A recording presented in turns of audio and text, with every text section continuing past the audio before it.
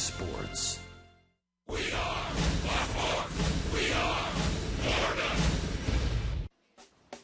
Swing wide open your Golden Gates, San Francisco, home of the Giants. Right now, baseball's best. From Buster to Panda to Pence, it's the Giants and the Marlins.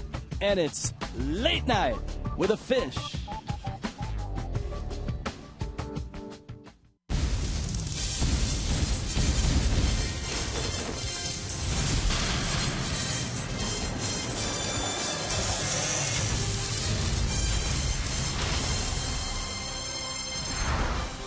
In San Francisco, the Marlins are here. A 4-game series and one of the more beautiful ballparks you'll find. Last night, the Giants beat the Fish by a couple. Tonight, it's game 2 as the Marlins try to bounce back and right the ship against a powerful Giants team. Yusmeiro Petit getting the start for the Giants and Henderson Alvarez for the Fish. Hi, everybody. Rich Waltz along with Tommy Hunt for the Marlins. The road has not been a pretty place. And this is a real test, Tommy, because this is the best team in baseball right now, the Giants. Best team in baseball, but you talk about the road not being a pretty place. Here at AT Park, even though the Marlins lost last night, last 11 games, the Marlins are 9-2. Okay, let's talk about the Marlins offensively, because something happened last night that's happened a lot over the last 2.5 weeks. Giancarlo Stanton had a hit. He's on a great run right now. No longer, Rich Waltz, is it Giancarlo just the power hitter, just the guy who hits tape measure home runs. He'll do that every once in a while, and that's fun to see. But right now, Stanton is driving in runs with singles. He's crossing up shifts, and he's working on a 17-game hitting streak. Look at that. Leading the major leagues in runs batted in and home runs. How about second in the league in hits? He's having a tremendous start. This, AT&T Park, is one of the great home fields in baseball. Except when the Marlins have been here lately. This has been a place where Miami in the last 3 years has played very, very well. Yeah, that's a good feeling, too. When you play good in a ballpark, you feel comfortable going up against the other ball club. And it's Yusmeiro Petit, a guy that at one time was a Marlin. Well, for the Marlins, Henderson Alvarez getting the start in this one, Tommy. And for Alvarez, he's a guy you're not quite sure what you're going to get. When he's on, he is really on. He was not his last start. And I tell you, when he's on, he's fun to watch. He did not pitch well in San Diego for Henderson Alvarez. Just lasted 4 innings. But when he's on, look for that power sinker, the fastball in the mid-90s, and then that power changeup. But you see the numbers, 7 hits, 5 runs against the Padres. The game started with a home run from Will Venable. He's allowed 4 home runs this year, Henderson has. Last year, all year, just 2 balls were hit off him out of the ballpark. In our Chevron starters, a familiar name, Yusmeiro Petit. Yes, he was a Marlin briefly, but he was a Marlin. Getting an opportunity. Tim Hudson's going to miss 1 start. So Yusmeiro Petit, when he's been called on to throw and get a starting assignment, he's done a good job for Bruce Bochy. And, of course, last year, he came within an out of pitching the 24th perfect game in baseball history. So it's Miami and it's San Francisco. We're by the bay and getting ready. Long balls in this ballpark? Are you kidding me? How about last night? Last night, a bunch of them. We'll go back to last night and talk home runs in San Francisco.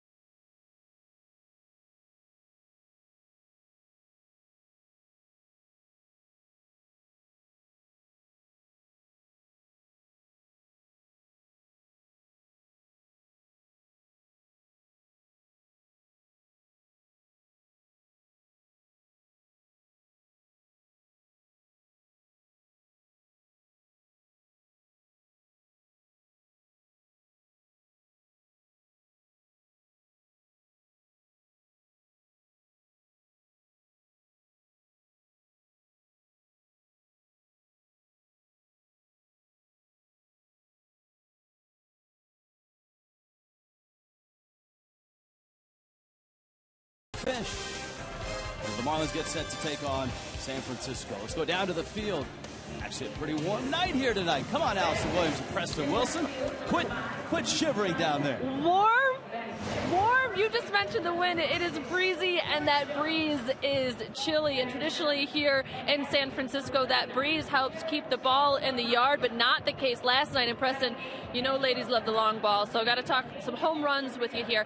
This is not a park that traditionally has lent itself to home runs, and the Giants don't usually hit home runs, but we're seeing both this year. You know, it's really unusual because not that many people come to this ballpark and feel like, okay, this is a place I can go yard a few times in this series. But the Marlins have hit a couple home runs already with Garrett Jones and Derek Dietrich. I mean, you see right here, ball in, and not too many people get to go against this wind. Usually there's a little wind coming off the bay. Derek Dietrich deposits one up there in in right field. And then Garrett Jones, 3-run homer yesterday, a little bit further towards right center. But still, those are deep fly balls that are carrying out his ballpark. And I saw something yesterday that you don't usually see. A right-handed hitter, Michael Morris, hit a ball out of this ballpark opposite field. And I've never seen that before. He's the first right-handed hitter I've ever seen hit a home run out to right field. Morris has been crushing it this year. 10 home runs leads the way for the Giants. But the Giants and the Marlins are 2 of 4 teams that have 4 players with 6 or more home runs. For the Marlins, it's Stanton leading the way, Saltalamacchia, Ozuna, and Jones. When you have that kind of power in a lineup, how does that affect what opposing teams are able to do? There's no defense for that. And sometimes it can be demoralizing. When you have a guy hit a ball out of the ballpark, you can't catch it, you can't stop it. So that's like the ultimate insult. It's almost like in football, that running back that just takes off and goes 90 yards, or the basketball player that just slam dunks over everybody. There's no stopping a home run once it leaves the bat. We talked to some of the Marlins about hitting the long ball, especially here in San Fran. If you don't have a lot of power threats, then the later innings, the pitchers don't have to worry about as much. If, all right, I got a guy on first, this guy can homer and go up by 1 or tie the game up, rather than if there's not too many guys hitting homers, see what he can do with it. If he hits a double or whatever, it's okay. So the more power threat there is, the more they have to think and more they have to adjust their game to pitch to us. When guys stay within themselves and they don't try to do too much, that's when the home runs come. So I think, a lot of guys, especially at home, you don't try to do too much, good things happen. When we go on the road and we try to do too much sometimes, bad things happen. So, it's all about their approach and staying within themselves. When they don't try to do too much, good things happen. We've got guys that have hit home runs throughout their career. The ball was carrying a lot last night. It was probably maybe one of the most balls carrying the most probably of any time I've ever been here. But hey, we've got some guys that can put the ball in the seats, and we've been able to do that. And even at home, we've in our big ballpark. So I really loved our approach the first 3-4 innings last night. Preston, you mentioned home runs can be demoralizing for the opposing team. They're also a lot of fun to watch. They're a lot of fun, but it really does something to the other team's psyche, because in most instances you have to get 2 or 3 hits together to score a run. But when you got a guy who walks up to the plate, and when he's in the batter's box, he's in scoring position, that's a whole different mentality that a pitcher has to take on. Yeah, it's fun for that lineup, too, when hey, if you take a walk, somebody else can bring you home, or one guy can change the game with the one swing of the bat. Marlins and Giants, game 2 by the Bay is coming up next here on Fox Sports Florida. Henderson Alvarez on the mound for the Fish as they try to even up this series at a game apiece. First pitch is next.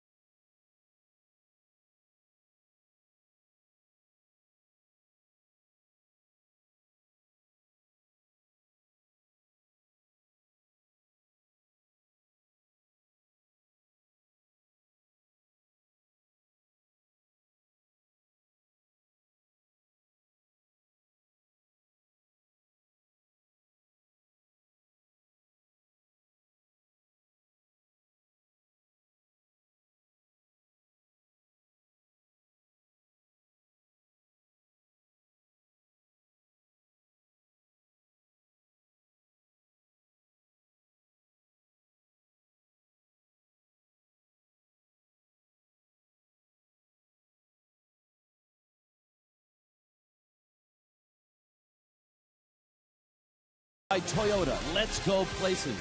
By AT&T Uverse TV, check availability, 1-800-PICK-AT&T, rethink possible. By Checkers, visit your local Checkers for the $2 shrimp and fries box. And by your South Florida Honda dealers and sfhondadealers.com. AT&T Park, late night with the Fish, the Marlins, and the Giants. It's a gorgeous night here in San Francisco, and here come the Fish. Marlins took the lead last night. Christian Yelich, Derek Dietrich, Giancarlo Stanton, Casey McGee. How about Reed Johnson on this road trip? A couple homers, couple doubles last night. Garrett Jones is at first. Jared Saltalamacchia will do the catching. Danny Echeverria, the shortstop. And Henderson Alvarez hits ninth. JM Lexus bring you the Marlins lineup as the Fish get a look at a former Fish from long ago, and that's Yusmeiro Petit. You know, Rich, the Marlins were trying to prepare and getting ready for Tim Hudson, who's always had tremendous success against the Fish. But Hudson's going to miss a start with a strained left hip.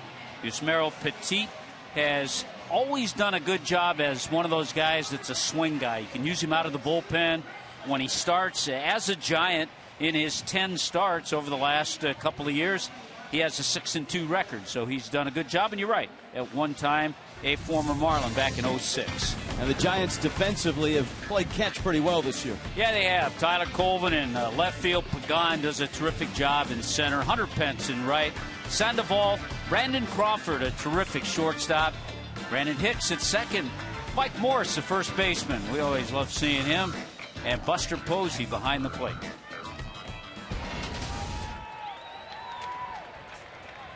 So Yusmeiro Petit taking the start of Tim Hudson, a sore hip. The Giants yesterday saying that Hudson would not miss his next start, but he misses this start. So it's Yelich and it's Petit. Pinch a penny brings you the first pitch. And we're ready to go in San Francisco. Yelich, Dietrich, and Stanton against Petit, who works from the stretch. He's been worked out of the bullpen for the most part, and has been the Giants' swing man, that emergency starter. Yeah, works from the stretch and works on that first base side of the pitching rubber. 67 degrees at first pitch here in San Francisco. And Yelich takes up Miami last night, jumping out on top. And they got there in the first. Derek Dietrich homering to right. The Fish had a 3-1 lead, but it all fell apart. They stretched it actually to 4-1 before the Giants came roaring back to win it 6-4. Yeah, we talked about Petit at one time, a Marlin. He was acquired by the Marlins from the Mets, along with Mike Jacobs for Carlos Delgado. That was long ago. And Petit's career has kind of been an uneven one. He's not spent a full season in the big leagues. But last year, he almost set Major League history. He was 1 out away from the 24th perfect game in Major League history, and he just couldn't get it done. Now, we'll say Petit, not as petite as he was when he was a Marlin. He's bulked up a little bit. Yelich drives that ball right center field, hits it deep, and gone. Christian Yelich leads off the ball game with a solo home run. And Miami has a 1-0 lead. Well, you like the long ball? It sounds strange to say this, but you got to come to San Francisco to enjoy it. A ballpark that historically has not given up many long balls. You know, it's funny you think about that, but the way Christian Yelich hit this fastball that was right down the middle, the way he hit it, it would have been out at any time here at AT&T. He crushed that ball. Number 5 on the year for Yelich. And another manager, we talked about Don Mattingly saying how much he enjoyed watching Yelich. Bruce Bochy said the same thing. Said he's quite a player. Exit speed off the bat on the Yelich home run, which landed out in right center. It's got to be over 410, 415 distance-wise. But 106 miles an hour off the bat for Yelich. Dietrich takes down low. Petit, maybe living up to his last name, is not a power pitcher. He is a finesse guy. Good breaking ball, pretty good changeup, but it's not going to overpower you with a mid to upper 90s fastball.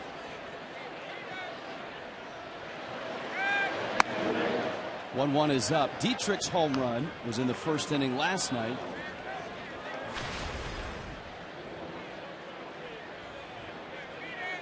Marlins getting a 2-run shot from Garrett Jones last night as well. Inside corner. Mark Rippinger is calling balls and strikes. Gary Cedarstrom at first. Kerwin Danley is out at second. And Lance Barksdale, worked the plate, is out at third. Randi Institute bringing you Fox Tracks. That one just caught the corner. And ball in the dirt. Well, we talked about the Marlins having 4 players with 6 or more home runs. With the home run by Yelich, that's number 5 for him. So he's closing in on that group. You get a sense already that, just like last night, balls are going to carry well here tonight. The breeze is blowing out to left. Not as warm as it was last night. There's a little looper. Shallow left. Crawford is on it, and he makes the catch. Rich, Giants fans talk about Brandon Crawford the way Marlins fans talk about Echeverria. He's not as well known as some of the other shortstops around baseball, but Crawford, terrific defender and swinging the bat all right this year too. Not to mention the fact that as a kid he was a Giants fan. Yeah, his dad's a season ticket holder. Stanton now 17-game hit streak. Giancarlo last night was 1 for 3. And is a guy who has always hit well on the West Coast, whether it's San Diego, whether it's Los Angeles, or even San Francisco, or maybe even Oakland, if you want to mix that in. Stanton continued it last night. Not as much of a shift on tonight, Rich. Nope. Brandon Hicks, the second baseman, is over on the first base side, and he's standing right where Stanton hit a ball last night for a base hit. We've seen Stanton just on this road trip alone get a few base hits crossing up the shift. Ball and a strike. There's his hits by direction. A lot of damage up the middle, and a lot of that can be attributed to the work that he and Frank Menechino put in spring training.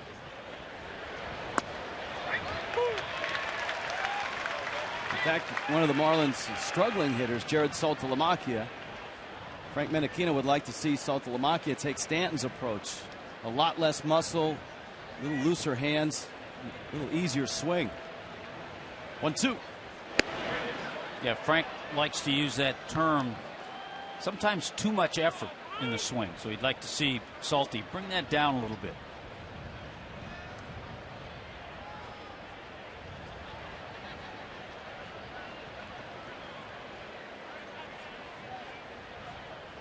Two.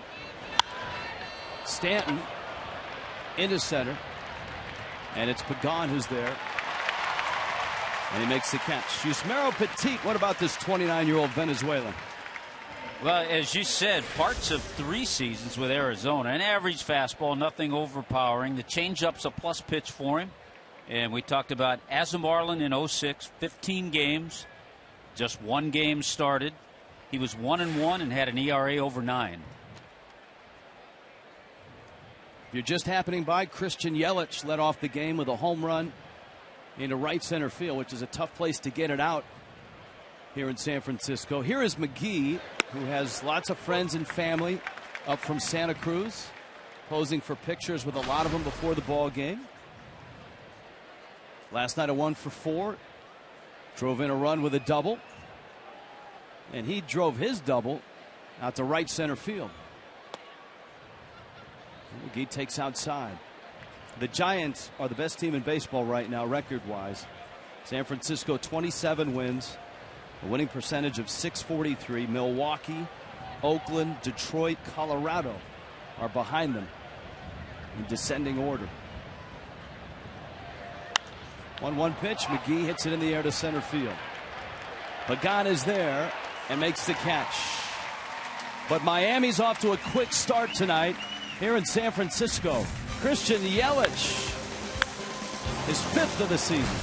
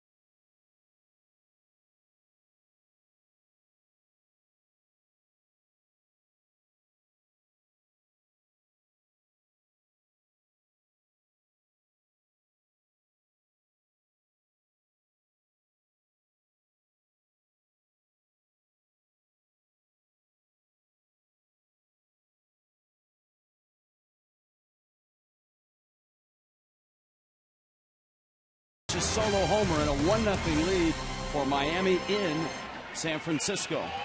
But the Giants play very, very well. Here's J.M. Lexus bringing you the Giants lineup. Angel Pagan has been setting the table.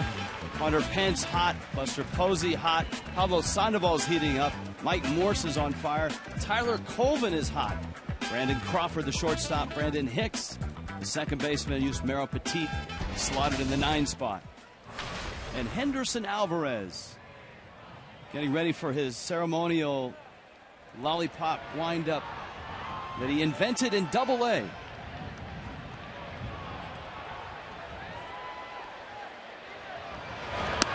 Fastball that is taken inside. Pagan to be followed by Pence and then Posey. And a good fastball too. The one thing we always try to watch early is the velocity of Henderson Alvarez. First ever appearance here at AT&T. Shot into left field, a base hit. Well, remember, it was the second pitch he threw to Will Venable in San Diego that got hit out to right field. So the Giants have their leadoff man aboard. Here comes Pence. Here comes Miami's defense. And there is a good look at the defense. Reed Johnson swung such a nice bat. He's in the lineup in left field. Yelich in center. Stanton in right. McGee and Echeverria, a couple of dandy shortstops in this series. Dietrich and Garrett Jones and Saltalamacchia behind the plate. All right, how do you slow the Giants down? It's got to be the top of the order. Pagan's been getting on base. Pence has been terrific of late. And, of course, Posey last night drove in 2 runs. The only guy that hasn't been hot is Pablo Sandoval, and that's starting to come for him. And, of course, Mike Morse has been an incredible addition. Well, and you have to be careful. Pagan with 9 stolen bases, and we've seen both the Padres and the Dodgers do a lot of running on this trip. Alvarez, one of the better for the Marlins at keeping runners close at first. He probably has the best move of the Marlins starters. Best and quickest. Sometimes too quick. Sometimes he gets going a little too fast. Pence into right field. That's a base hit. Stanton picks it up. And the Giants have opened with a pair of base hits. Boy, is Hunter Pence hot. Last 4 games now, 10 for 15 for Hunter Pence. He'll hit balls all over the place. Unorthodox, but he gets the job done. Unorthodox, but effective and a terrific player, and has been a real nice addition for the Giants. He had a solid year last year, and he's matching that so far this year. Now you get into Posey, Sandoval, and Morse, and we'll find out right away if Alvarez has got it tonight. Well, this has really been the unfortunate struggle on this trip. You can point at the starting pitchers. No one has really stood up and taken charge since the injury and surgery now to Jose Fernandez. Posey takes a fastball outside. Of course, Alvarez still, I mean, even with the loss in San Diego, in his last 9 starts, he's thrown 3 shutouts. That's incredible. And that, of course, includes the no-hitter at the end of 2013. Posey crouched, jam shot, roller. McGee got it out there. Dietrich's turn is a good one, and Miami gets a double play. That shortstop arm in Dietrich shows itself, Tommy, in situations like that. He didn't have his legs under him to use. And what we always say, kids, that double play starts with the pitch. When a hitter gets jammed, he can't get out of the box very well, and Posey certainly does not get out of the box. There's the turn. You love the way Dietrich hangs right in there, too. Good job by McGee. Casey with the feed. Dietrich with a strong throw. And just like that, 2 quick outs. So here's Sandoval. You've got an unconventional pitcher and an unconventional hitter now in Alvarez and Sandoval. Well, you have that in Hunter Pence, too. That's true. But Sandoval's hitting 6 straight, 9 hits over those 6 games. And Alvarez misses down low. And, of course, everybody knows Sandoval's a guy that can hurt you even if you don't throw a strike. His is one of those batting averages that you look at and say, oh, 204. Keep in mind, though, he was at 184. And all of a sudden, he's put together a 6-game streak. And he put together a healthy year last year, which he did not have in 2012. Played in just 108 games, 141 last year. I think that's what really affected that guy right there. Pagan, Angel Pagan, played in just 71 games last year. They missed him greatly.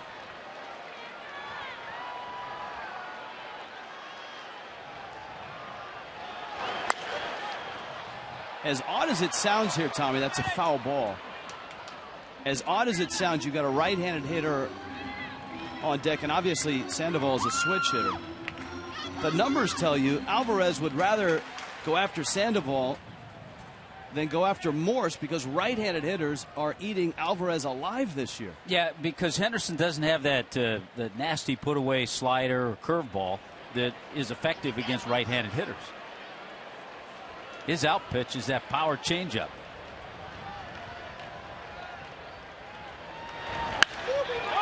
To left, Johnson won't get it, and the game is tied. Sandoval drives in Pagan, and it's 1-1.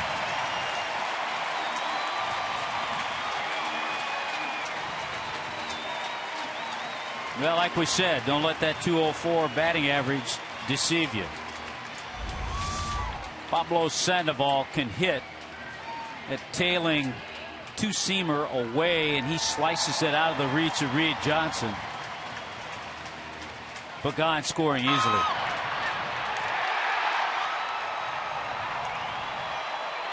And now Morse crunched one last night to right field. He got a 99-mile-an-hour fastball from Eovaldi, and he poked it out to right, which is a rarity here in San Francisco. A right-handed hitter hitting one out to right.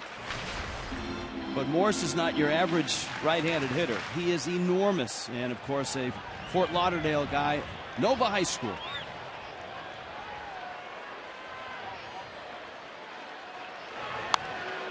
And Alvarez gets in on his hands. It counts 1-1. You have to try to stay consistent. It's hard to do, and you need to show him stuff away, but that's where you need to pitch Michael Morse. Hard stuff in on the hands. Morse last year split his time between Seattle and Baltimore. Sandoval's at second.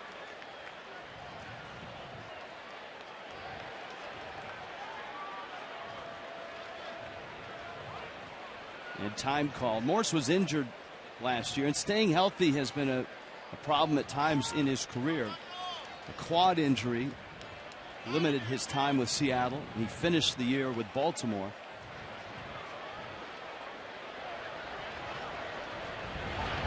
You and I saw him have his best year up close in the East in the National League with Washington back in 2011. This has really been a good sign for the San Francisco Giants. Because of his injury plagued year last year, they took a little bit of a chance. 2-1 coming to Mike Morse, and it's out, and Alvarez is struggling now. 3-1. Miami getting a Christian Yelich home run to open the top of the first. The Giants have answered. Pagan and Pence with hits. Posey bounced into a double play. Sandoval drove in the run with a double. 3-1 pitch hit hard. Dietrich, sliding play, fires to first in time. One inning, an entertaining inning, and a 1-1 game in San Francisco.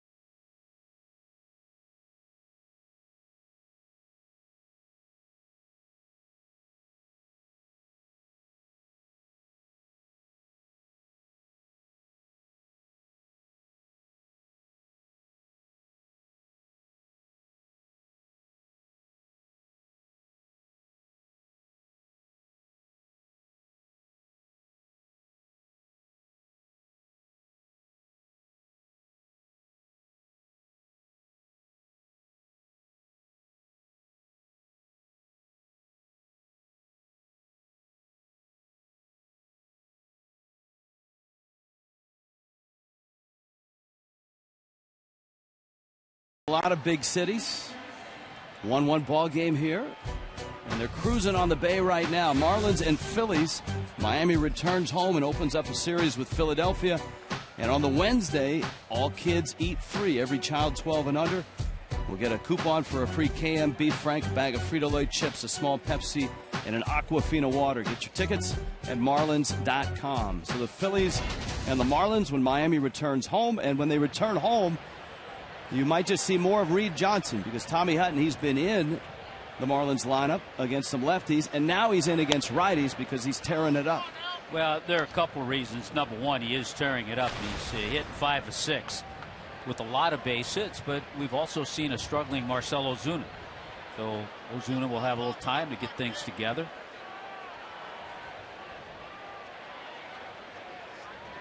A Yelich homer in the first. Johnson a couple doubles last night, and he swings and misses. Yeah, Reed Johnson in the last 6 games, 9 for 20, a 450 average. And no lefties for the Marlins for the rest of this series. You've got Tim Lincecum and Ryan Vogelsong going for San Francisco. Tom Kohler makes the start tomorrow night, and Jacob Turner gets the Sunday start, which ends this long West Coast road trip for Miami. Here's a 1-1. Couple of good breaking balls, 2 curveballs in a row, and they both were pretty good. You see what Petit has up his sleeve on this next pitch. Garrett Jones waiting on deck.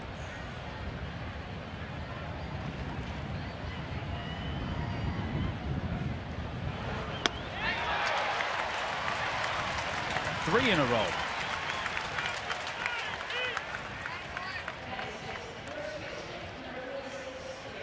So Johnson strikes out, and here comes Jones. Talked about Petit with the Marlins, and he was sent to Arizona. The Marlins acquired Jorge Julio, right-handed reliever. Jorge Julio. And then 3 different seasons. You mentioned Petit's never had a full season at the big league level. He was up and down with Arizona for 3 years. Jones takes a strike. Jones homered, his 6th in yesterday's ball game. The Marlins have played very well in this ballpark over the last 3 seasons. But this is a real challenge. This is a Giants team that is hot. It's a Giants team that has the best record in baseball. And from the scouts' point of view, guys that we've spoken with over the last week leading into this series, it is the best team in baseball. Not only do they have the physical capabilities, you talk to those who have followed the Giants, these guys have a lot of heart. They're directed by a good manager, Bruce Bochy. Count 2-1 to Jones. Not a real shift, but the second baseman, Brandon Hicks, in shallow right field.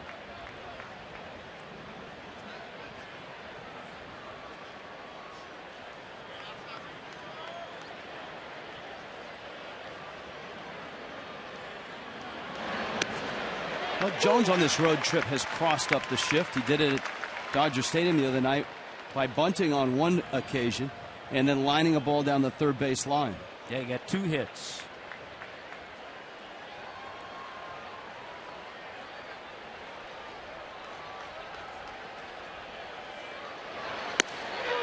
Outside corner, and Petit strikes out Garrett Jones. So a pair of strikeouts to open the second.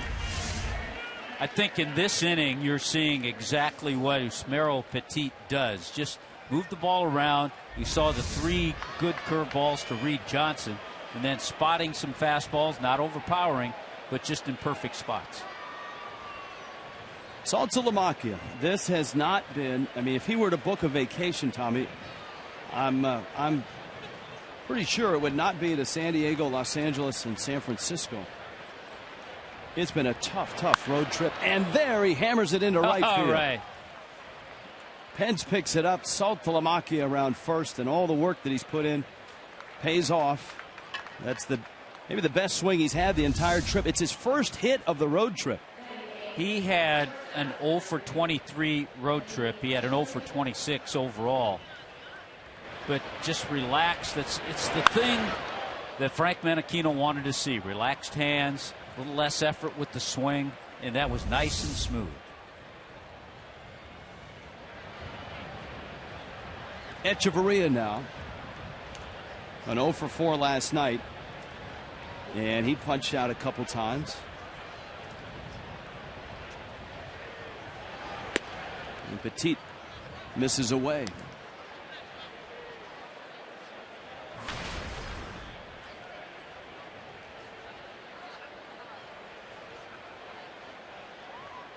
I'll give you $10 if you can pronounce the name of Petit's Mexican League team in 2011. Oh boy, I get a half an inning to figure this one out. Hicks makes the catch. Marlins strand a runner. It's 1-1 in San Francisco.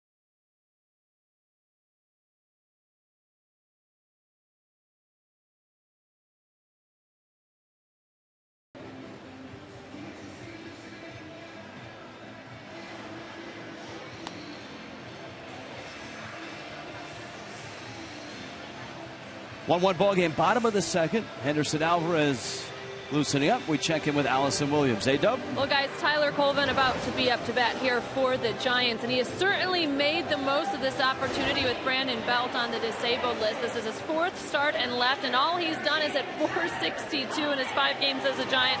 All but one of those hits going for extra bases. We saw him do it yesterday against the Marlins, going 2 for 4. And last year, a big issue with him was his back. He had a herniated disc that caused him a lot of pain. But so far, so good. He feels good. And Bruce Bochy, one of those managers known to stick with the guy swinging the hot stick, and that has been Colvin. So getting another start here today.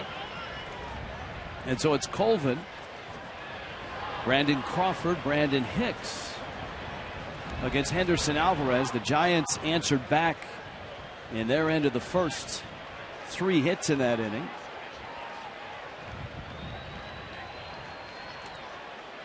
And so here is Colvin. And a strike from Alvarez. Kind of an interesting path to get to the San Francisco Giants for Tyler Colvin.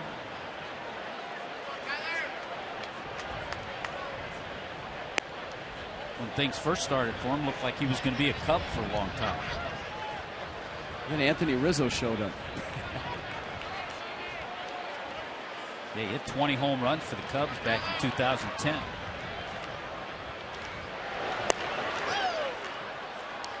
Colvin, there's the power change. There was 91 miles an hour with sink. 1-2.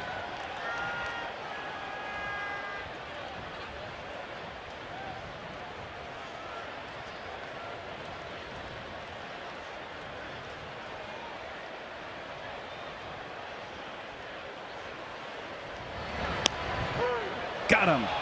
Alvarez strikes out Colvin. first strikeout for Alvarez. Well, we saw Petit settle down in the second inning. Let's see if Henderson Alvarez can do the same.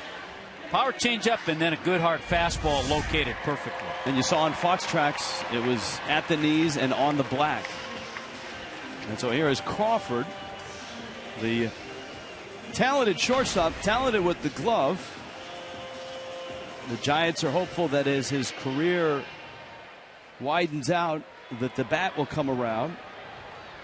And so far this year, he's had some pop in it. 7 doubles, 5 homers, couple triples. He's the kind of guy that you just, if you're a Giants fan, you just want him to hit in the 240, 250 range and play his position because he plays it well.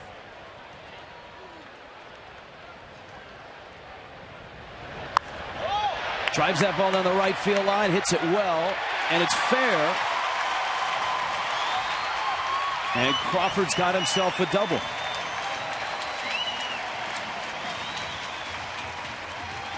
And so he's set up with Hicks coming to the plate and 1 out. We invite you to tweet your photo using the hashtag FLFanPhoto. It's a chance to have it shown in an upcoming broadcast, and it's brought to you by AT&T.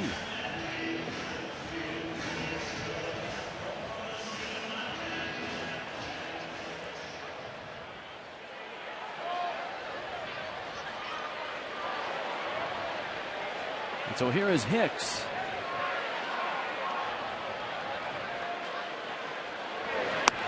Hicks has been a guy that has bounced around from a few organizations, but has found a home here in San Francisco. Now, the 198 average isn't as significant as the 7 home runs, and he's driven in 16.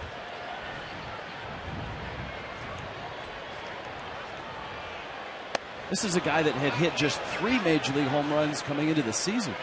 Well, another guy, you talk about pieces in the lineup, another guy who's arrived here with a different path. He was actually drafted by the Braves. There you see 2007. He was in Las Vegas last year.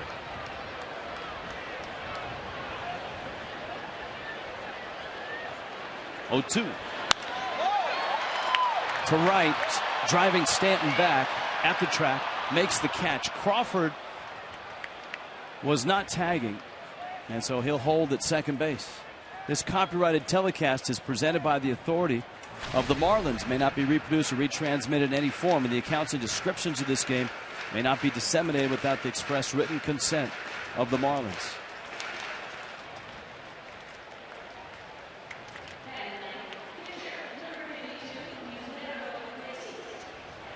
And now here is Yusmeiro Petit. Well, oftentimes you get to this point in a lineup and you feel like you're already home. And of course, the Marlins have seen, especially on this road trip, some opposing pitchers get some big hits. Dan Herron had one on Monday night with 2 outs. How about Ian Kennedy in San Diego?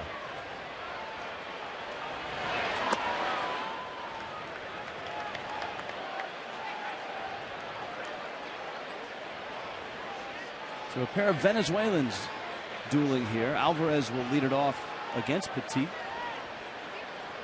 And then Yelich and Dietrich, and if anybody reaches, Giancarlo Stanton. I've been trying to figure out how to pronounce that Mexican League team that Petit pitched for. $10. You gonna give it a go? I'll give it a go, sure. You get another half inning. I can't believe it. Flip to first. You brought it up when he got to the plate. You are a smart man, Tommy Hutton.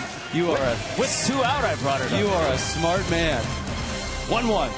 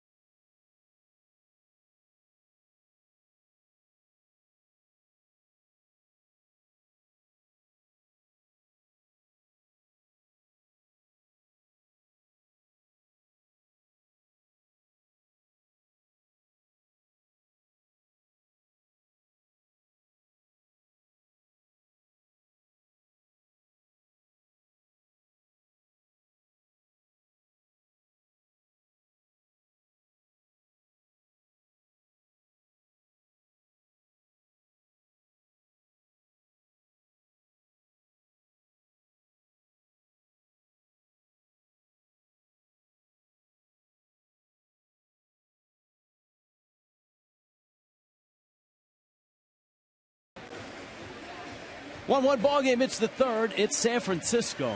Hold on tight, kids. That's cold water.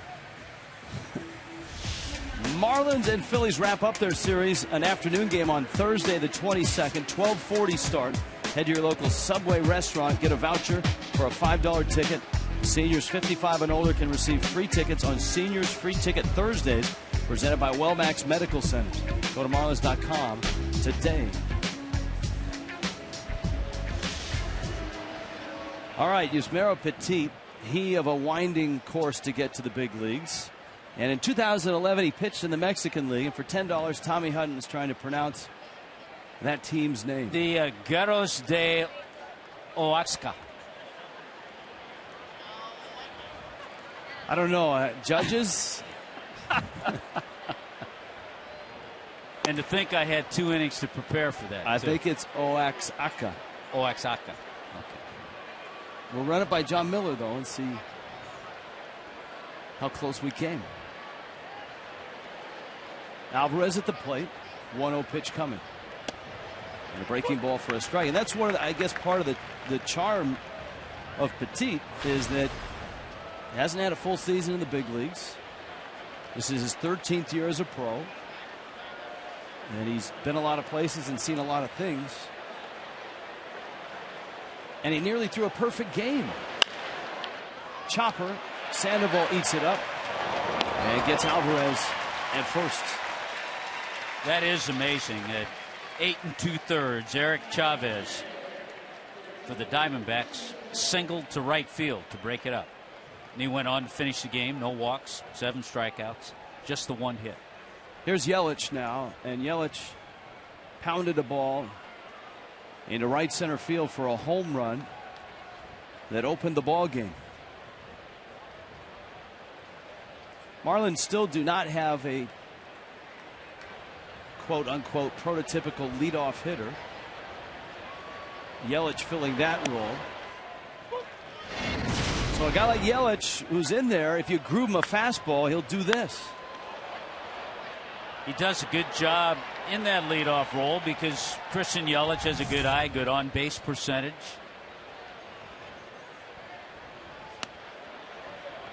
Gets a strike and it's 0-2. Toyota trend.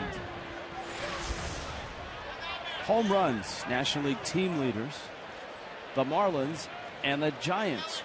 Who would expect that the Marlins and the Giants would be near the top of this list? Everybody expects Colorado to be there, and Milwaukee, and Los Angeles with all the pop they've got in their lineup.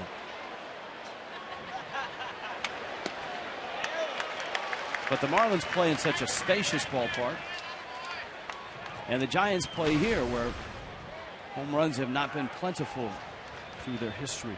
And this year, the way the Marlins have played and hit at home, they've hit the long ball much more frequently.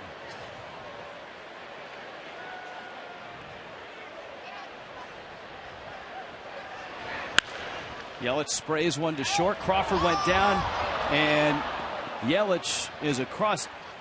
If Crawford goes down to a knee and fields it, I know that it's hard to believe, but that's going to be a really close play because Yelich, as we know, gets up the line very quickly.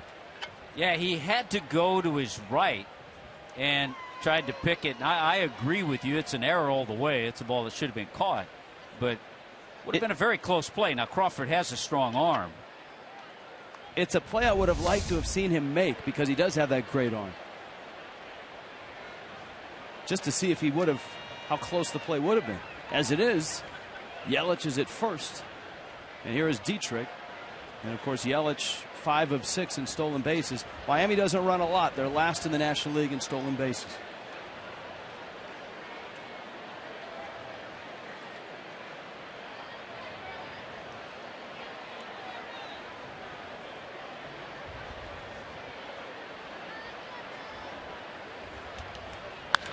Dietrich, right field, deep, and gone. Second in 2 nights. Derek Dietrich, a 2-run shot here, and Miami's back on top. It's 3-1. Ask Derek Dietrich how he likes hitting here at AT Park. 2 shots, 2 no-doubters, And that one coming after the Crawford error. So a 2-run blast. Good for Derek Dietrich, number 5 on the year. So he's hit his 5th. Christian Yelich hit his 5th. Fastball out over the plate. Boy, what a shot.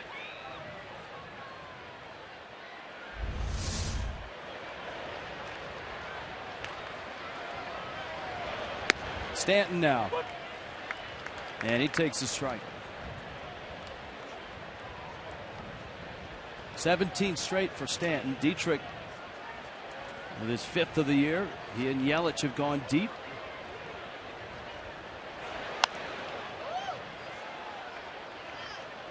Petit hung a breaking ball, and Stanton fouls it back. You know, I liked his approach, though. It wasn't a great breaking ball, but because it was up, Stanton was really trying to drive that ball to right center. He had a good approach.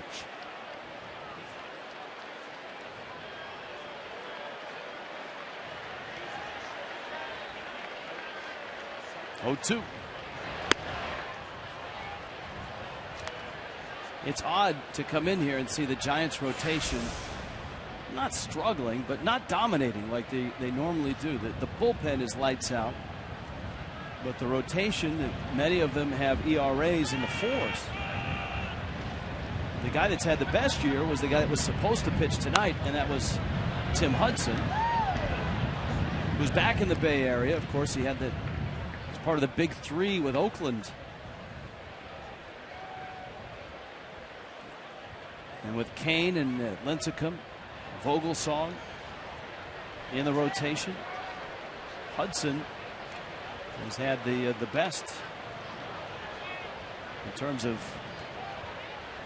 starts coming out of the season. Matt Cain last night. The thing about Tim Hudson, in 2008 he had Tommy John surgery at the age of 32. He's been 61-35 since that time. Of course, he coming off that awful ankle injury last year when he and Eric Young Jr. got tangled up in Atlanta. So with Jose Fernandez having the Tommy John at the age of 21, something to look at in a guy like Hudson who had it at the age of 32. Stanton swings and misses, and there's out number 2. And Casey McGee is coming up on a night where we've talked about near perfect game and no hitters. Henderson Alvarez a no hitter, Petit a near perfect game. Jorge De La Rosa was flirting with what many feel is the toughest place to throw a no hitter. He had a no hitter broken up. He's gone 7 innings. He's given up a hit in Colorado for the Rockies, taking on the Padres tonight. It's 2-0 Colorado, and the Padres just picked up their second hit. It's in the 8th inning. De La Rosa, one of those guys that's always pitched well at Coors Field. We saw him earlier this year, and he is the all-time leader earned run average wise. I believe in terms of just win percentage and all of that. For some reason, he has figured it out. They've paid a lot of money, a lot of people to try to figure it out and to try to get it done in Colorado. Yeah, he pitched opening day. I mean, remember Denny Nagel and Mike Hampton. I'm sure the Rockies do.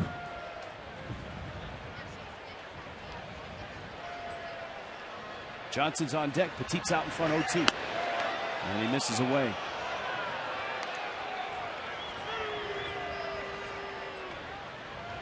Now, the weather in Santa Cruz, where McGee is from, is very similar to the weather in San Francisco.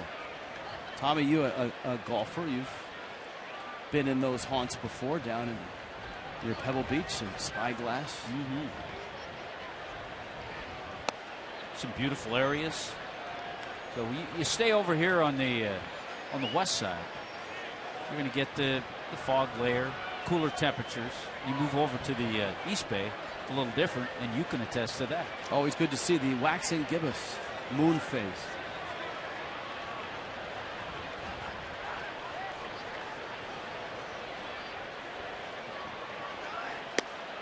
And swing and a miss. McGee goes down. Well, the error by Crawford allowed Yelich to reach, and then Derek Dietrich knocked him in and knocked it out. And it's 3-1. Fish.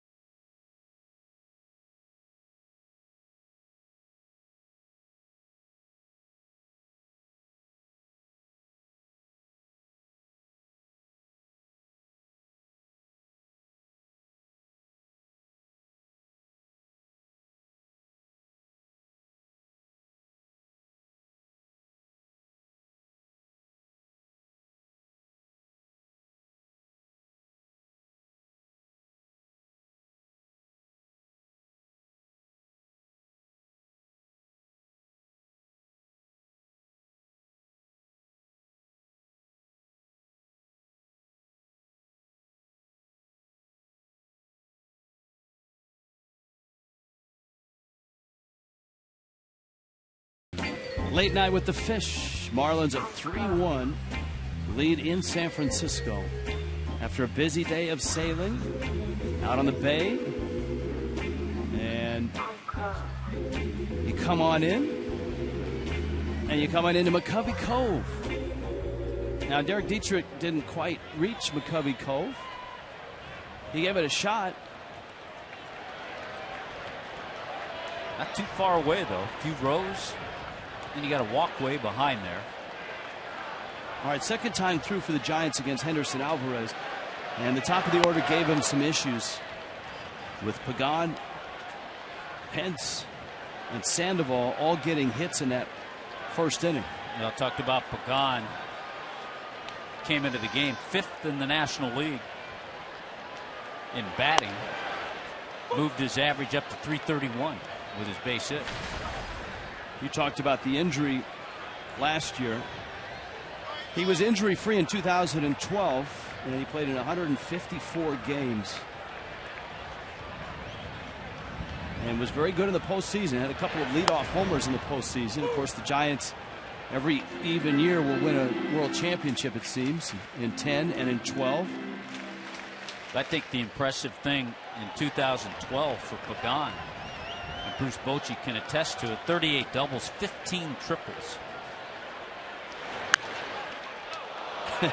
Alvarez just casually to a knee and then pivots on that knee and makes the play. You know what that reminded me of? It reminded me of a matador. With a passing swipe. Just stays on the knee to complete the out.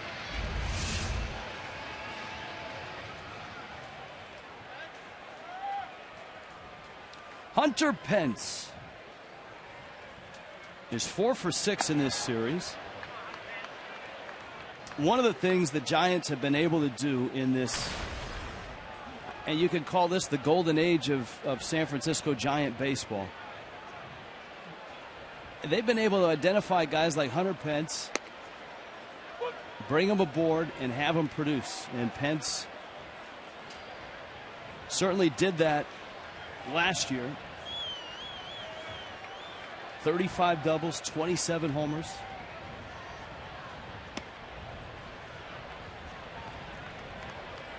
And of course, he was part of the postseason in 2012. He started that year with the Phillies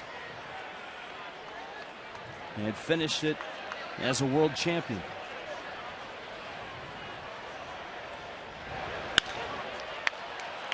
McGee spears it. And across the diamond, and Alvarez, a couple of ground ball outs, and that's always the barometer that shows you how Alvarez is throwing. You go back to include 2012 up through this year. Anderson Alvarez, about 55% of his outs are recorded on the ground.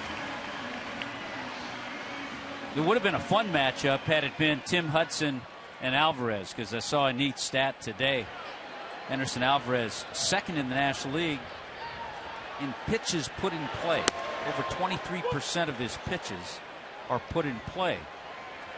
And number one in the National League is Tim Hudson.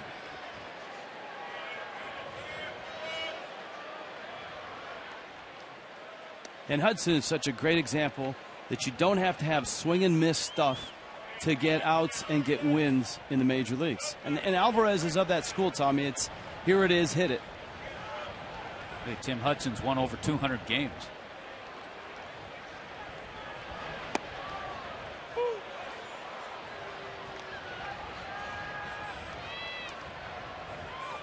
Buster Posey, of course, a terrific talent at Florida State. Golden Spikes Award winner. Got jammed. Jones has it and gets the out. Well, second time through, Henderson Alvarez, terrific in the third.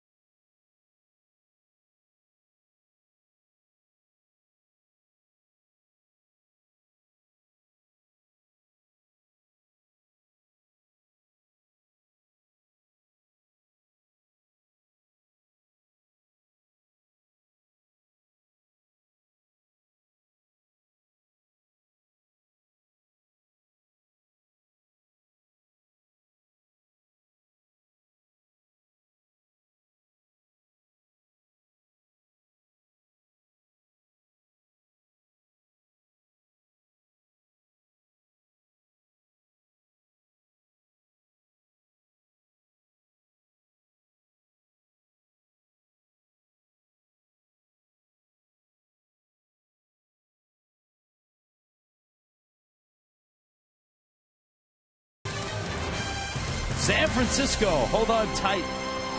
Not a cable car, but a little tour bus. Just a terrific city to drive around, see the sights. And if you come down and see the ballpark, you'll be stunned at just how gorgeous a view we have from here. Maybe go over the Golden Gate Bridge into Sausalito. Maybe take a quick little day trip to Napa, if you so choose. Or go across the brand new Bay Bridge and hang around in Berkeley for an afternoon. Reed Johnson, Garrett Jones, Jared Saltalamacchia against Yusmeiro Petit. Miami up 3-1. Petit making a spot start. Let's see who adjusts here. Remember, he struck out Reed Johnson. He threw him 3 straight curveballs. The last time they needed Petit to make an emergency start, it was a kitchen emergency. Matt Cain cut his right index finger on a knife in the kitchen. Not his kitchen, but the kitchen here at AT&T Park. There's the 0-1. And Johnson nubs it back to the mound. I would think after he did that, the clubhouse chef probably said, look, Next time you want a sandwich, let me do it. Ask me, especially after you sign the kind of contract that Matt Cain has. Let the clubhouse guy make you the sandwich. Here's Jones now.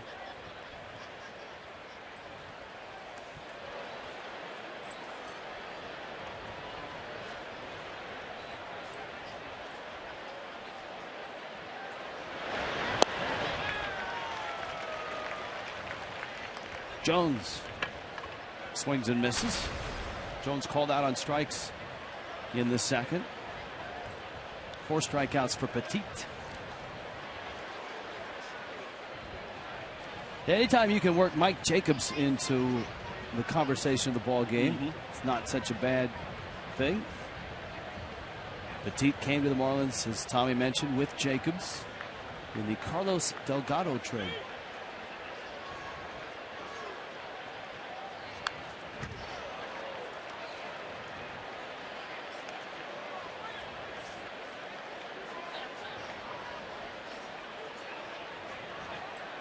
Oh, 2. You know, the last time we checked on Mike Jacobs, always fun to see where Jake's playing. He's in the Diamondbacks organization. So he's in a good hitter's park in Reno, right? Here's the 0-2. And Jake at Reno, talking about tearing it up in 39 games, hitting .358. Has hit 6 home runs and 25 RBIs.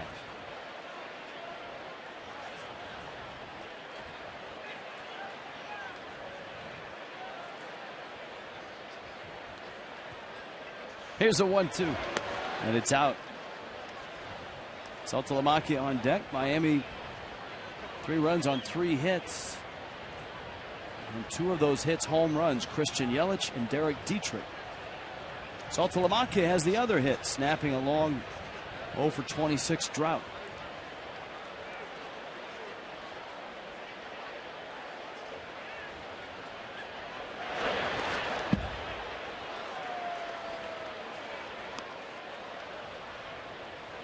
No way. Tommy Hutton has discovered that Mike Jacobs in 2013 played for that same ball club as Petit in Mexico. The Guerreros de Oaxaca. Jones drills it right field to the wall. Pence playing the carom. Jones doesn't run well, and he's in there with a double.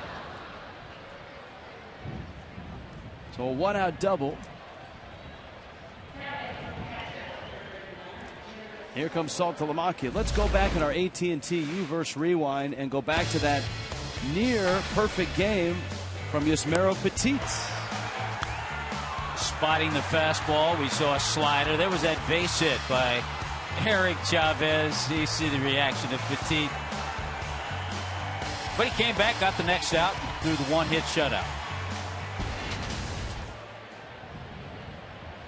I'll tell you the note that really surprised me, though, on that. He was the 12th player in Major League history to lose a perfect game with 2 outs in the 9th inning. I wouldn't have thought there would have been that many. Weren't there 2 guys that lost perfect games last year? Yu Darvish was the other on the last on the last out, so to speak, after getting 2 outs in the 9th. I believe, I'm not positive, but it was at least no-hitter Dave Stieb, the Toronto Blue Jays, with 2 outs in the 9th. Being told by our Tiger insider Milt Wilcox. I want to say a former Mariner lost it. Brian Holman.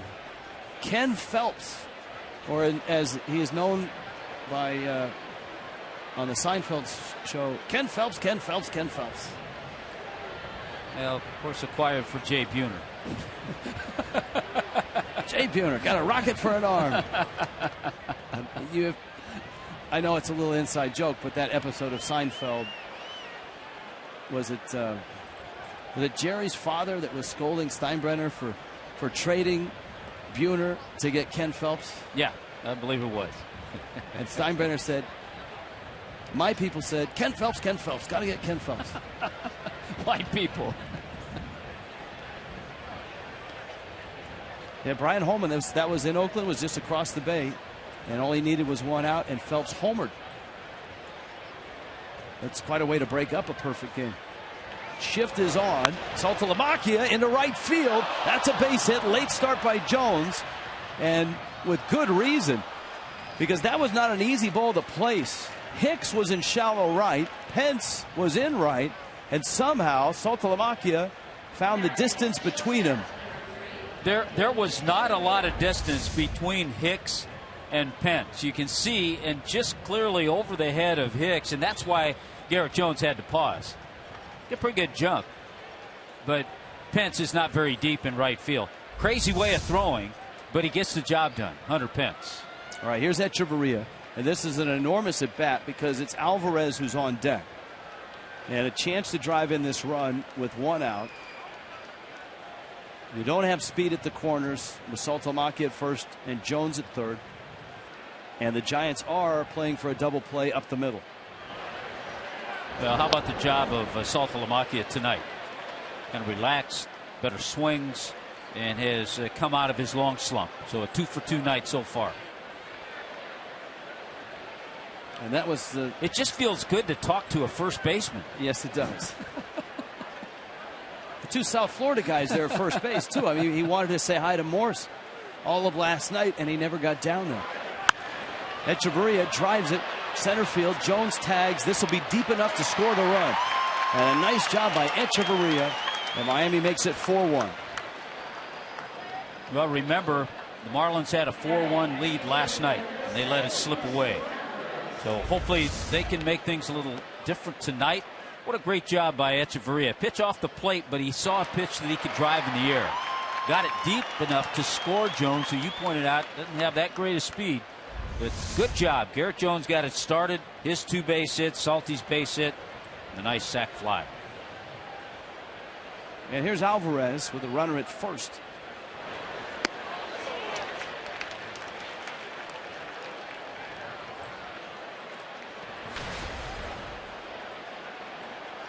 I'm not sure that. Now, do you think Alvarez starts the night with the shirt buttoned up and then the buttons just pop open naturally?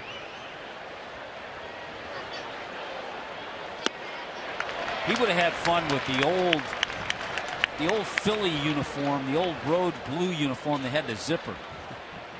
He could have just let that zipper go down with each inning. Zipper in the shirt, folks. Zipper in the shirt. I know it's late night, but stop it, folks. Here's the 0-2. Tommy Hutton has one of those powder blue Philly road jerseys, and every now and then when he wants to,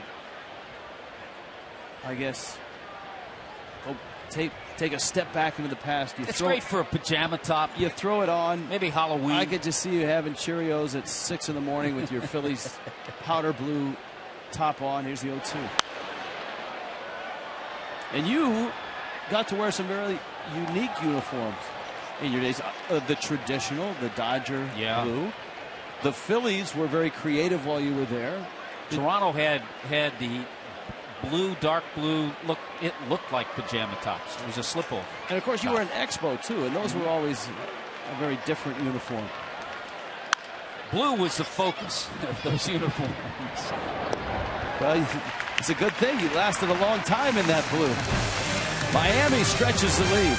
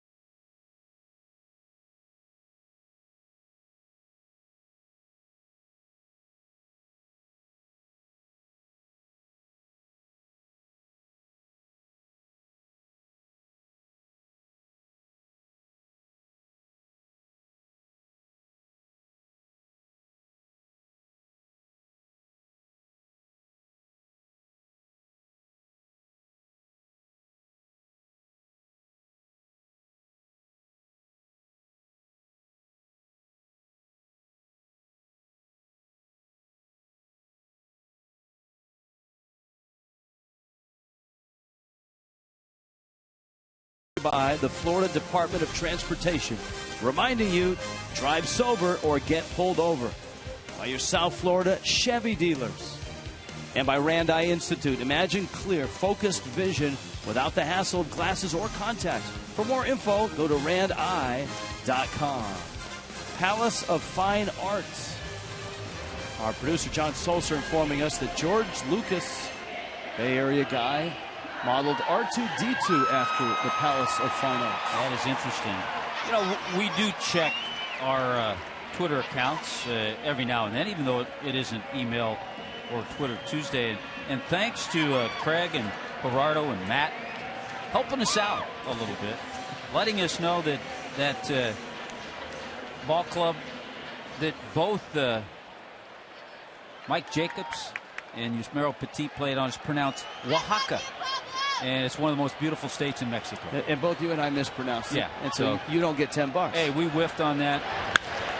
Sandoval drives it in the gap. And it's going to go off the base of the wall. And it's Jones who ends up out at second on a double cut. The throw went right to second. Echeverria and Dietrich were lined up to third. Sandoval's got a double, his second tonight. When you're a first baseman, when a ball's hit into left center, even more so down the line, you're aware of it.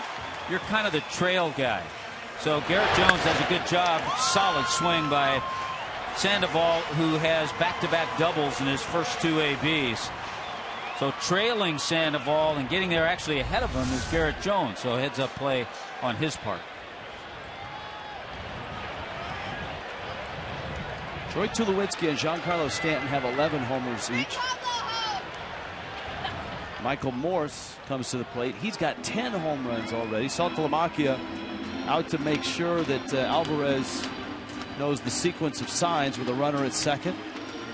Sandoval, who has caught in his career, so he's pretty adept at catcher signs and sequences. And here's Morse. Nova High School. This is his 15th year as a professional. He was drafted all the way back in 2000 by the White Sox. The thing that Bruce Bochy told me he likes with Morse at first base now, with Brandon Belt out, he said when Morse was in left field, a lot of times 6th, 7th inning, if the club had a lead, he'd replace him defensively. But first base, a little more solid. So this way, keep him in, maybe get another AB out of him. And the Giants, who are hitting home runs almost at a record clip right now, already had 9 out of Belt. And that was in just 129 at bats.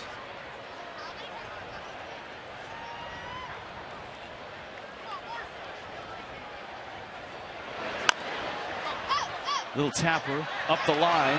McGee dives and safe is Sandoval. Morse, an infield hit, and Sandoval just beat the tag. Well, it was a tough play for Casey McGee. He really had no choice. Even though Morse doesn't run well, McGee was playing back. He didn't have a chance to get Morse at first. He thought his only hope was maybe to put the tag, very close play at third, if Sandoval's hand stayed on there. So his only hope was maybe to try to tag Sandoval coming from second to third. Well, the Marlins are obviously looking at this because Mike Redmond is out, and one of the things they're probably looking for is to see if that hand stayed on. Mike Redmond trots back to the dugout, and the Giants are set up nicely here with runners at the corners and nobody out. And Tyler Colvin's coming up.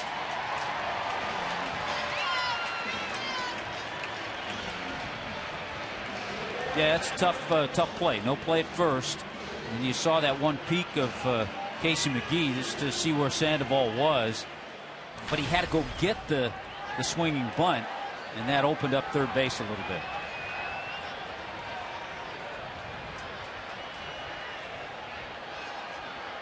So here's Colvin, the ex-Cub.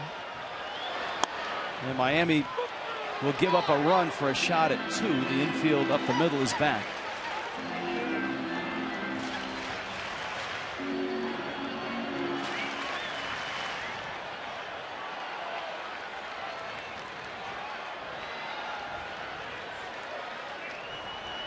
Sandoval and Morse.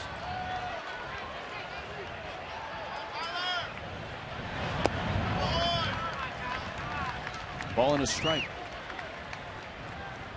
The Rockies have a 3-0 lead now going into the 9th against the Padres.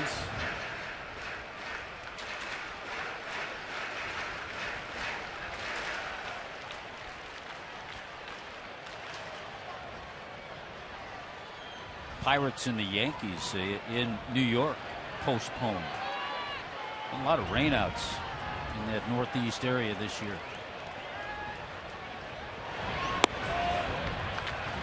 2-1. Marlins will see the Brewers along with the Phillies on the next homestand. The Brewers beat the Cubs in Chicago 4-3. Kyle Lohse is now 5-1 with a 2.88 ERA.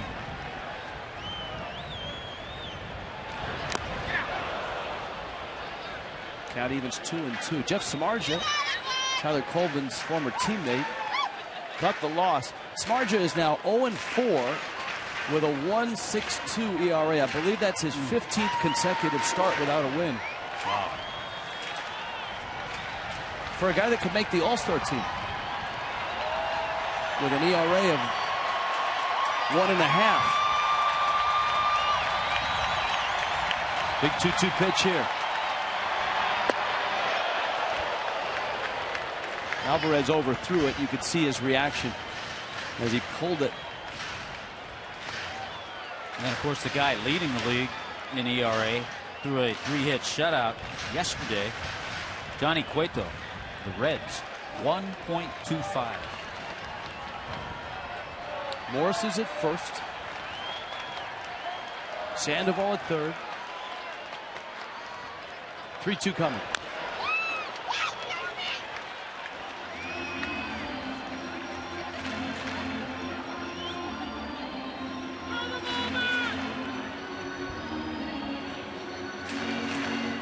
.49 pitches in as Henderson Alvarez gave up a run in the first.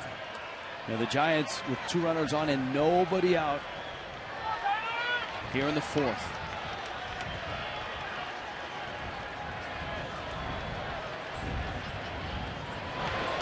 Got him.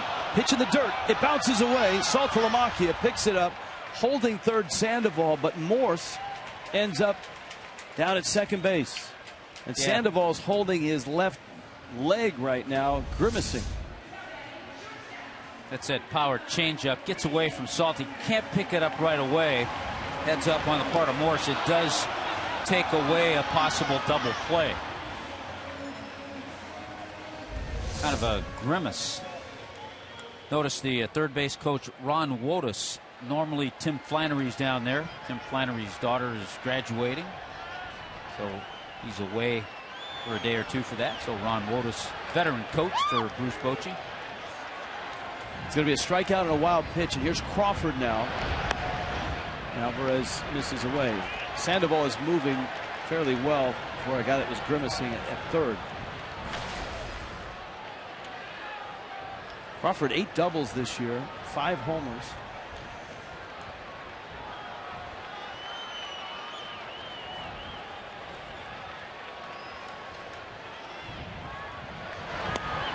As you pointed out, Tommy, if the Giants get 15 homers, 25, 28 doubles from Crawford, they're happy. David Huff.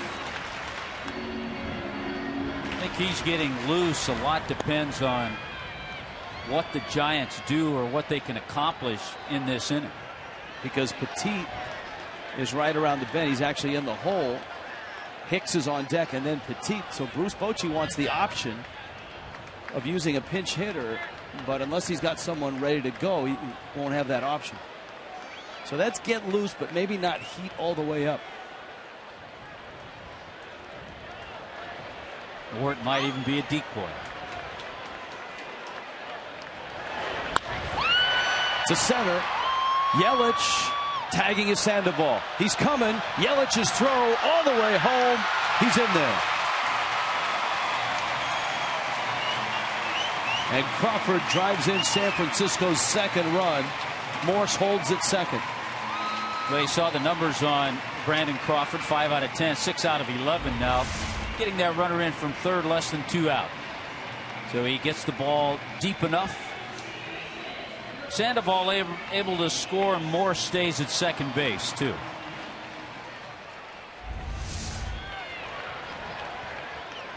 And here is Hicks. So a 4-2 ball game. Petit is on deck. And Huff continues to loosen up.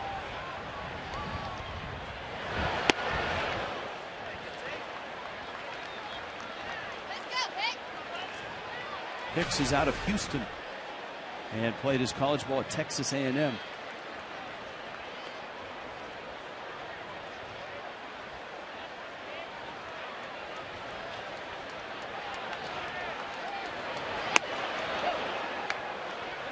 Alvarez is such an interesting pitcher.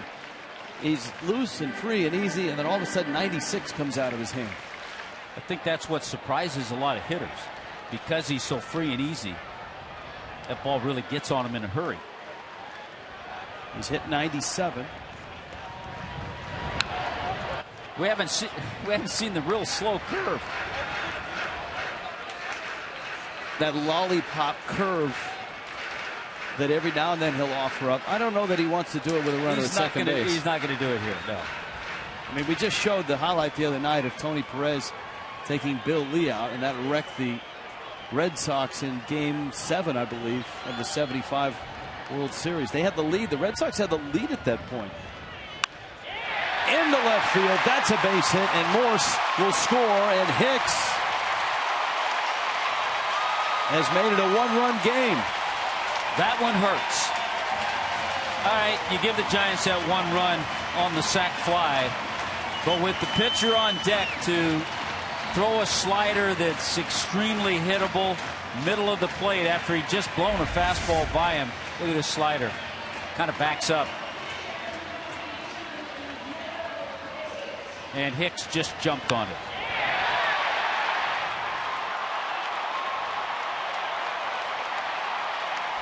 And also with Hicks getting the two-base hit, a single's tough to score, Morse, from second base. And it is Petit who comes to the plate, and Huff sits down. I think Bruce Bochy is saying, hey, I'm happy I got my 2 runs out of this inning. And if I can get 2 more innings out of my starter, we'll go from there.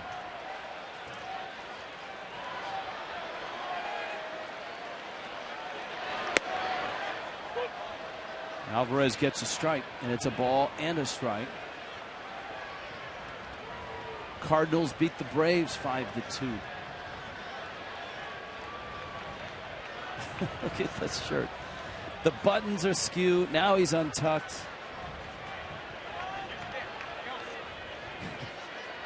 Dontrell Willis used to have that happen to him all the time. All the time. All the time. He'd be tucking it in about the second inning.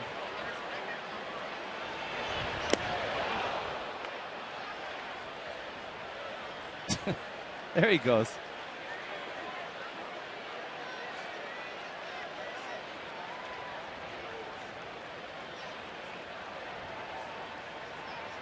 One-two to Yusmeiro Petit. And he swings and misses, but the Giants get 2 of those runs back. Miami has the lead, but it's down to a run.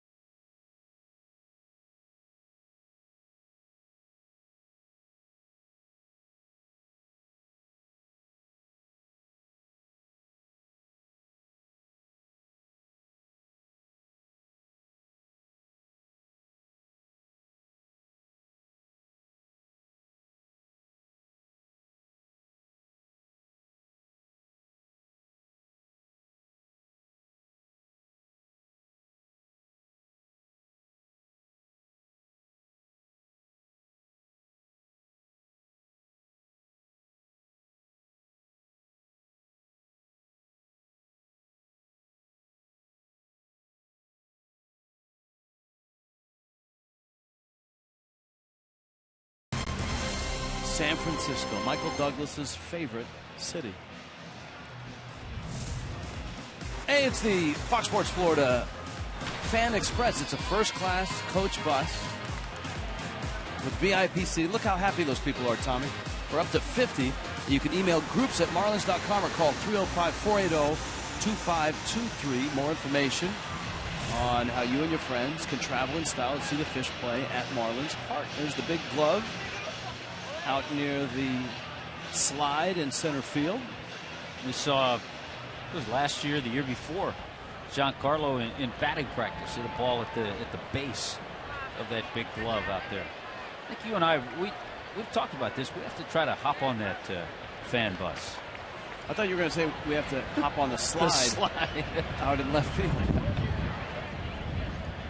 I'm game for both. I'll do the bus. I'll do the slide. Here's Yelich. And I think Craig Minervini did the slides. Craig did the slide in Milwaukee.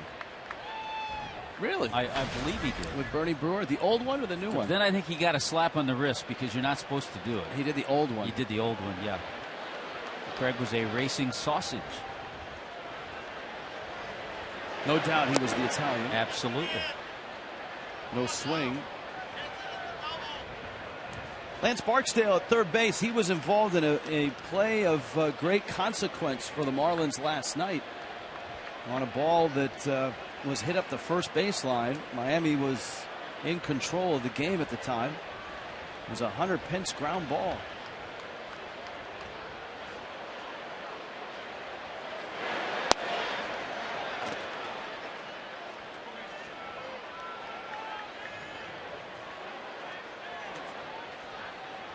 Barksdale was at third base, and Mark Rippinger, the home plate umpire, was at first base. And for both of those umpires, they did not have a clean look at it. The Giants were trailing 4-1 at the time. Here's the play.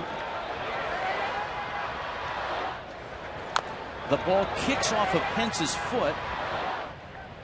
Yeah, unintentional, obviously, but it still hit his foot. Which he's in fair territory and he's out, but neither umpire saw it clearly or saw it fair.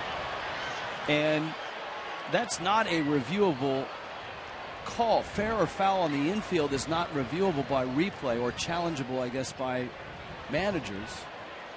And so it was up to the umpires to see it, and neither saw it. And as it would turn out, instead of an out, Pence would then single, and Buster Posey hit a two-run double, and the comeback was on for the Giants.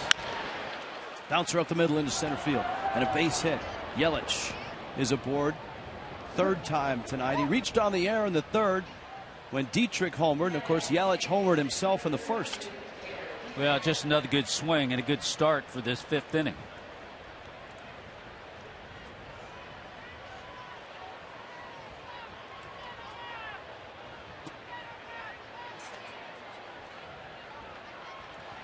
Now Dietrich, homered last night, homered tonight. You've got speed at first.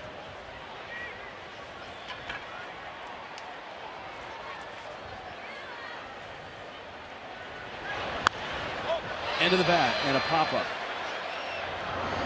Morse makes the catch.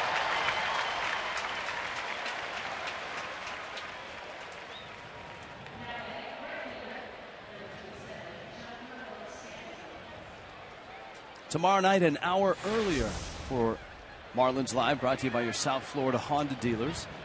Allison and Preston will be by. AJ Ramos tours San Francisco. And a power surge.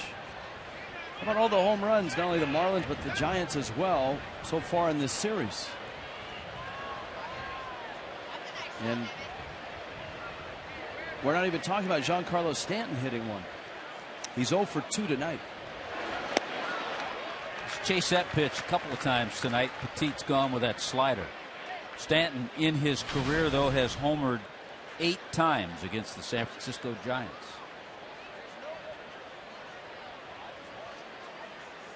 Looking to extend his hitting streak, too.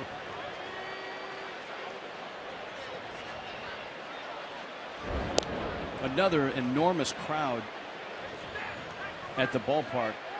The Giants are going to challenge the Phillies, it seems, on that sellout streak. 265 coming into this one. This looks like 266 on a Friday night. It's the longest active streak in the National League. Better take, by the way, from Stanton on that same pitch. The Phillies, I believe, have the National League record. Boston is on a. Is Boston still on a sellout streak? Yeah. Theirs is over. Yeah, theirs is over.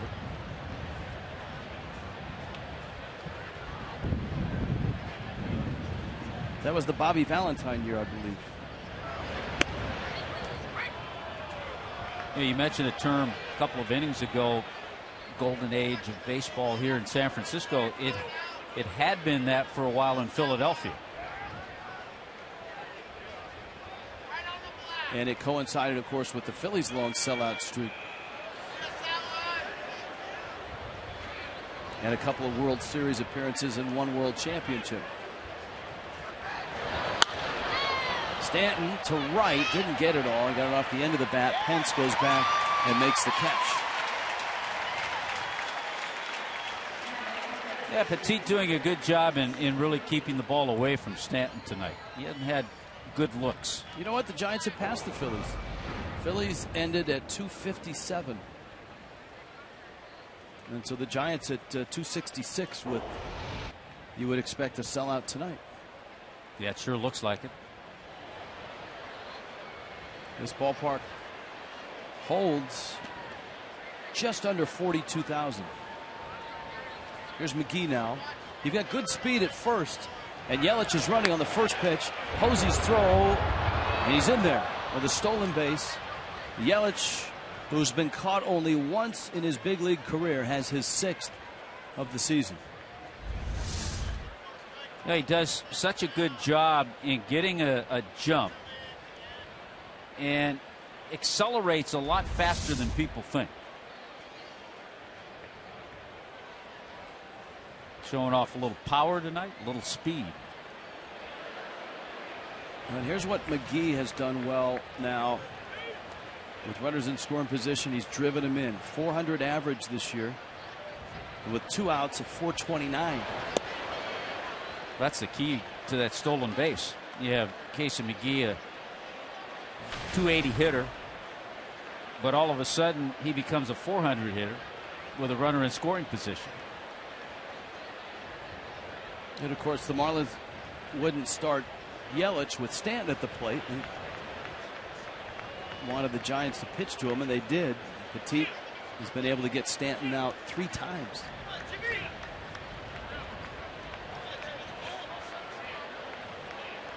David Huff, the lefty, not to be confused with David Hum, the lefty.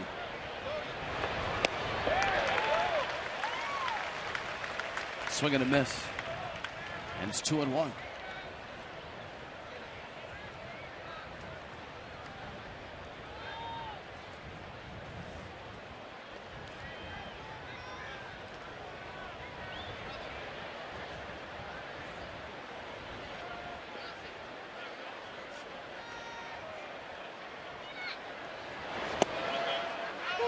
Oh, a low strike, and McGee not happy about it. Yeah, he's being pretty good about it, saying that's low, but it just barely did catch. But that's a tough pitch. Pitcher's pitch, no question. It's on the black and at the hollow of the knee. It is a perfect pitch. 2-2. McGee pops it. First base side, Morse is after it, and it's foul.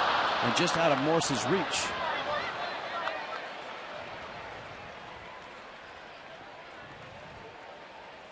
That slider that Petit has used all night, he's 90% of the time kept it away from the right-handed bats.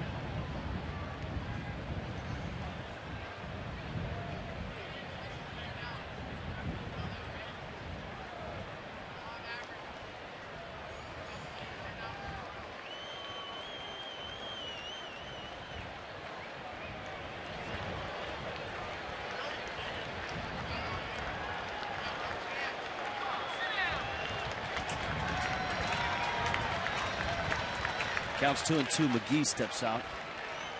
Josh Reddick. He had a big night. A grand slam. Sonny Gray was terrific. Oakland on the road beat the Indians 11-1. The only problem was there was no Careless Whisper. The game was in Cleveland. That's the new walk-up song for Reddick. He hit 2.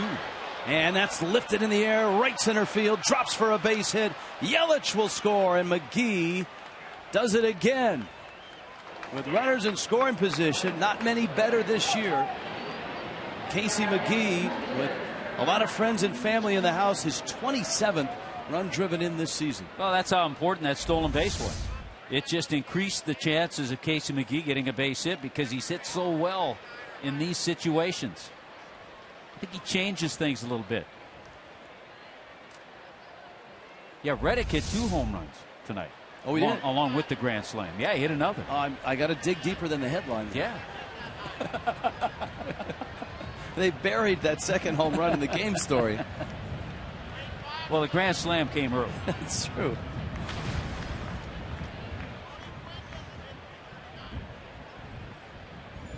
Reed Johnson, an 0 for 2 after a 2 for 4 night last night.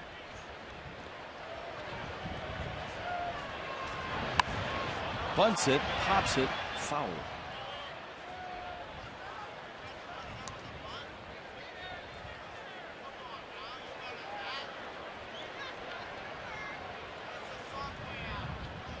You know, in some cases with some hitters, you wouldn't want to see him bunt in this situation, but not a bad play for Reed Johnson. If he were to have been successful, you get Garrett Jones to the plate.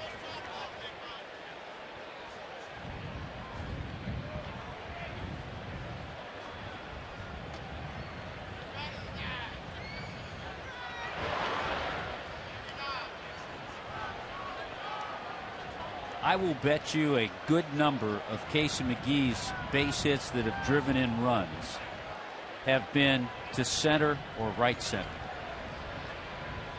Which to you indicates a change in approach? Yeah, he almost takes a 2-strike approach. Just going to make contact, get the ball hard somewhere.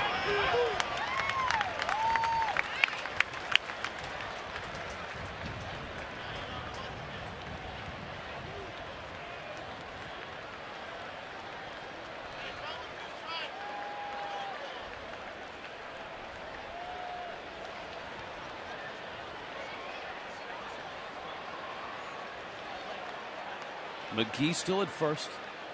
5-3 Miami. Posey, a snap throw. Safe.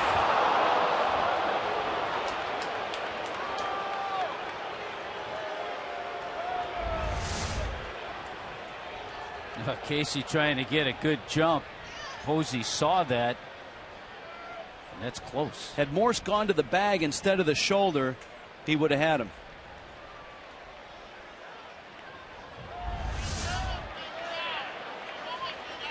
Good call by Gary Cederstrom, first base umpire.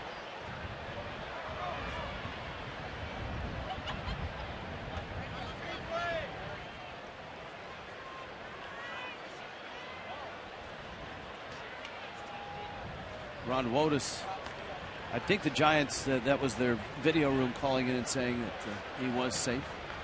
That's one play that's a pretty easy one to pick up on for both teams. I mean, think about it. A pickoff play at first. Action is stopped. Both video rooms are.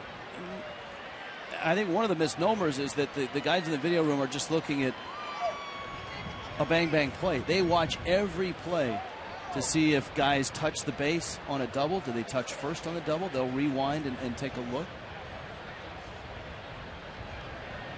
Everything is being watched like a hawk now, as it should be.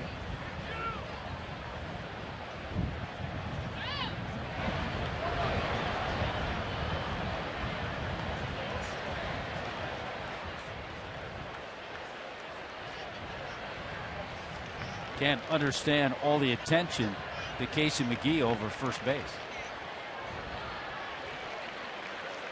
He's not going to steal. He hasn't yet this year. Reed Johnson strikes out on a high fastball. Miami puts a run on the board, stretches the lead back to 2 in a good game tonight.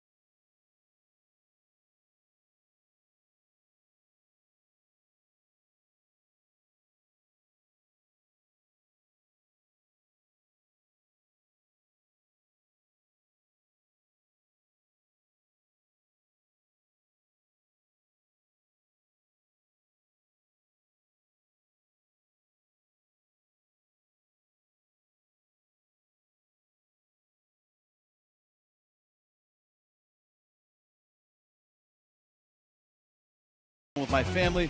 I made the decision to undergo Tommy John surgery. It was not an easy one, but with my condition, it's the only option where I can return to the game I love as the same player I am. I'll be back as soon as my elbow will let me. And if anything, I have about a year to learn to throw lefty. You haven't seen the last of me, Miami. I promise you that. Our Geico quote of the night. And we wish Jose nothing but the best. A full, speedy, wonderful recovery, and can't wait to see him back on the mound. Well, the pattern of this ball game has been Marlins will score and then the Giants will score. And so the Marlins score a run at the top of the 5th.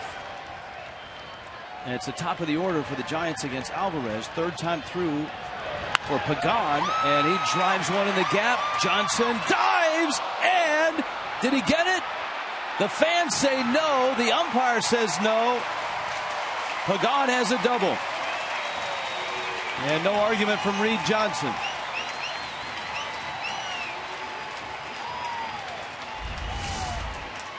Well, it was a great attempt by Reed Johnson, but as he fell to the ground, you could see him fumbling for the ball and trying to reach back to get it. He initially caught it, but the ball came out when he tumbled to the ground, and you couldn't fool those Giants fans in the left field bleachers. No, that was the first thing you and I saw. They had a great view, but a great effort by Reed Johnson. And here the Giants go again. Well, it was Pagan and Pence that had hits back in the first that led to a run.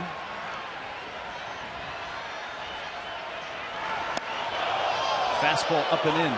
I would think, Rich, in that seeing that statement from Jose, the main thing that the club is going to have to do is really keep the reins on him as he rehabs the Tommy John surgery. He's so young.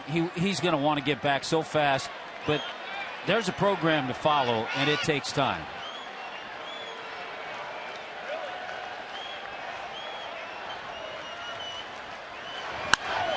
Pence, right center field. Stanton is there, makes the catch, and drops it. No catch. Pence races to second.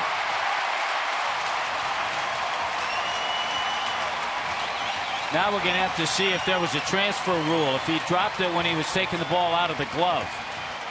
First part of the year, this would have been no catch for sure. But with a little more insight to this rule, this transfer rule. The ironic thing is, early in the season, it was the opposing manager that would come out, the manager who was on offense. Now you see a manager whose team has dropped the ball on this rule. So we'll see if the new interpretation benefits the Marlins or if the Giants will have a double here. He catches it here. And as he turns the glove to reach in to pull it out, that's when he drops it in the transfer. Miami is challenging it. It's a big call, obviously. Remember the play last night where the Marlins could not challenge, and it involved Pence. And the ruling on the field is no catch. Well, the first month of the season, this would not be a catch. Now, if they do call it a catch, they probably will give Pagan third because Stanton was in deep right. And that's maybe why this is taking a little bit longer as to determine what to do with the runner. But I agree with you. If it is called a catch, Pagan would have made it to third. He runs pretty well, too. In New York, as the umpires look at the replays from both the Giants and the Marlins feed, they also have cameras in the ballpark that we don't have. An overhead look at the base runners and the play, and they can place the runners using that view. Here's a look at Pagan, and we'll see where he was. And look where Stanton is. Pretty deep right center. Yeah. And moving in the opposite direction of third base. So it would have been hard for him to stop, put the brakes on, and make a throw to get Pagan.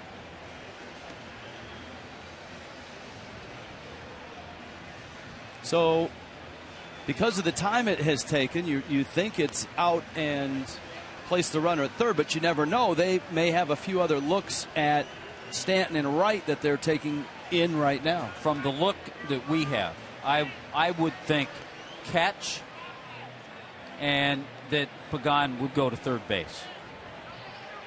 He's out. Okay. Let's see where he puts Pagan. Third base. Okay. And that's a direct result of the tweak that Major League Baseball made in the interpretation of the transfer rule. Which is, you pointed out, and we talked about it early in the year. Early in the year. That's no catch. Stan could have caught it, done a cartwheel, jumped up and down, and then dropped it. The Marlins will keep one more challenge now. And here's Posey. There's one out. Henderson Alvarez has jammed Buster Posey twice in this one. Really gotten in on him with hard fastballs. Trying to do it again there. Hit into a double play in the first inning. Little weak ground ball to first in the third.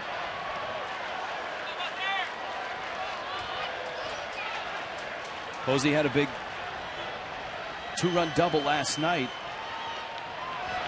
And the ironic thing was it came after the play that involved Pence last night. And that was one that was not challengeable by video review.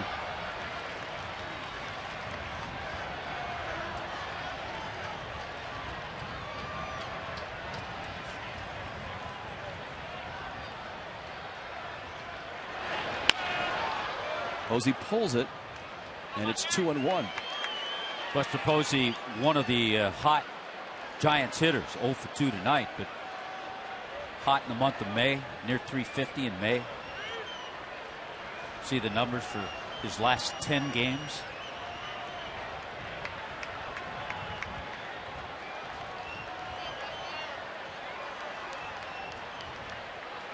Infield back except McGee at third.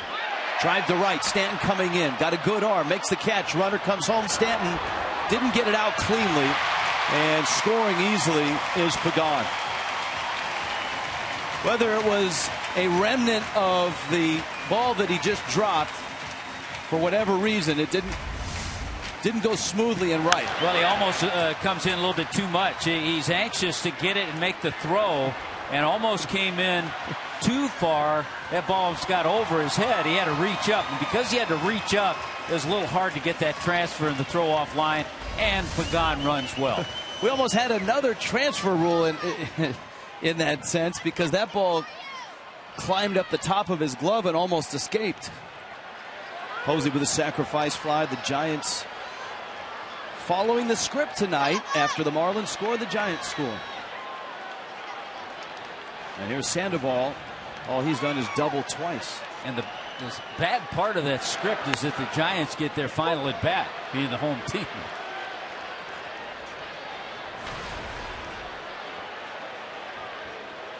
Sandoval's average is climbing, a 7-game hit streak for the Panda, who is a slimmed down Panda. Panda looking good. Yes. Well, the Panda wants to get paid. That's one of the reasons. Panda wants to eat. So the only way he can eat is to lose weight, get paid, and then he can eat. A lot of Panda hats. Does he get a cut of that? Or are they called hats? I don't think they're called hats either. They'll flip to first in time. Giants manufacture a run. 5 in the books. 1-run game.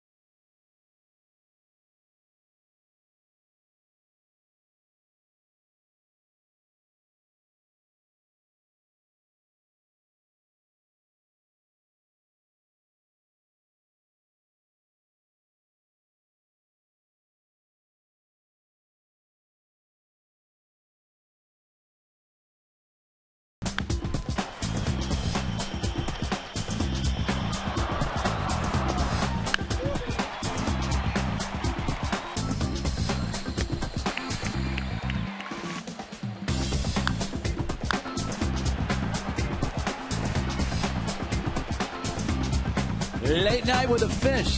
Fun ball game tonight here in San Francisco. Miami and the Giants. Preston Wilson, Allison Williams, Tommy Hutton, our crack staff. Rich Waltz with you. 5 runs, 7 hits for Miami. 4 runs, 8 hits, and an error for the Giants. And you get the sense, Tommy Hutton, that there's a lot more that's going to happen in this ball game. Absolutely. Including a pitching change for the Giants. The lefty David Huff, who warmed up twice now, is into the ball game. And this is the strength of the Giants. Their bullpen has been dynamite this year. Fastball, pretty good changeup from the left-hander.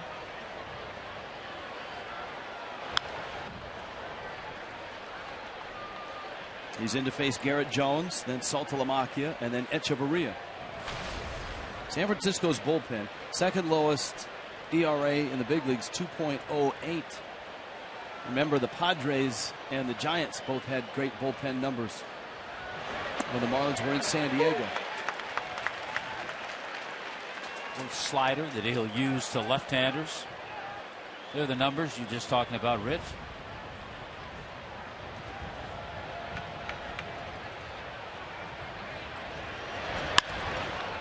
Line shot. Sandoval makes the catch. We check in with Allison. Hey, Walty, I'm out here above center field, right next to what will eventually be Major League Baseball's first garden. The Giants will grow edible and organic herbs and vegetables that fans can pick to put on their flatbreads or pizzas. Now, it's still under construction, so why is this significant? Well, in order to begin building the garden, they had to remove a wall that went across this entire section out here in center field. Some think that the removal of this wall and having the area back here more open off the bay has actually changed the wind pattern at AT Park and how the ball carries. I talked to Frank Menachino, the Marlins hitting coach, before the game, and he said any small change in a structure at a ballpark, anytime you add or remove any part of the building, it does in fact affect the way that the ball carries. So while it may seem small and insignificant in this very large park, maybe, just maybe, it's helping balls carry a bit more here at AT Park, guys. I like it, Allison, and I like that theory. There is a history of gardens in baseball. You go back to Memorial Stadium in Baltimore, Earl Weaver. Tomato plants, right? Shea Stadium in the bullpen. Used to have a nice garden. And by the way, speaking of making little changes, how about the changes for Jared Saltalamacchia? Switches over to the other side of the plate and gets his 3rd hit of the night. 3 for 3 night. So more smiles from Salty in this one tonight. 266th consecutive sellout for the Giants. Hey, the interesting thing, Rich, about Saltalamacchia, switch hitter, talking to Frank and Menachino about that, he gets so concerned, he gets so worried and working with the left-handed bat. He said sometimes a switch hitter all of a sudden will get an at bat from the other side and will feel so strange because he hadn't even thought about hitting right-handed for a while. Echeverria, chopper, Sandoval lines it up, and they get the out at second base. I combined Panda with Sandoval and got Pandaval. Actually, I kind of like that. That's all right. Marlins and Brewers on a fireworks Friday at 7:10. Celebrate Teachers Appreciation Night at the ballpark. Stay in your seats after the game for an incredible fireworks show. And, you know, Saturday's going to be spectacular too, Tommy. Well, they all are. Yes. Fridays have the fireworks. Sometimes the card doesn't match the screen. Liner into right center. Off the bat of Alvarez. Echeverria turns second. Hustles into third. And Alvarez with a 2-out hit.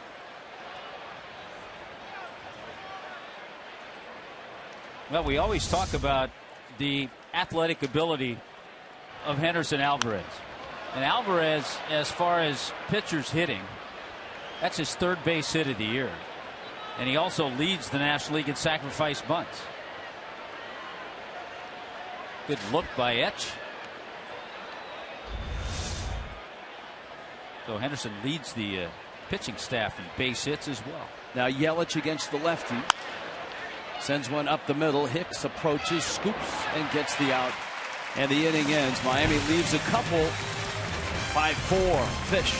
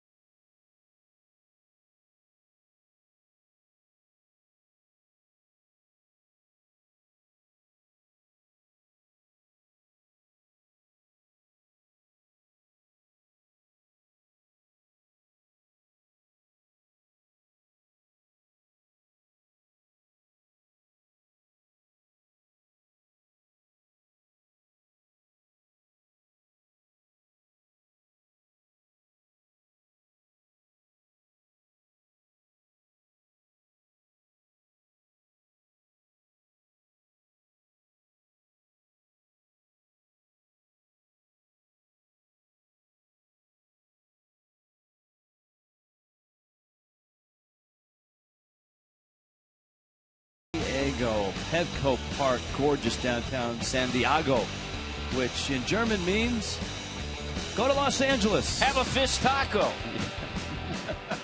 Come on, Google Earth, let's go. We don't have all day.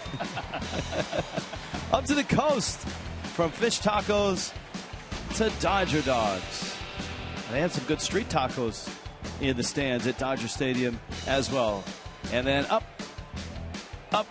and into San Francisco Bay.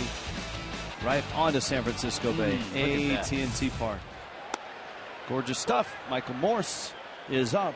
And Henderson Alvarez in a key inning here, up a run.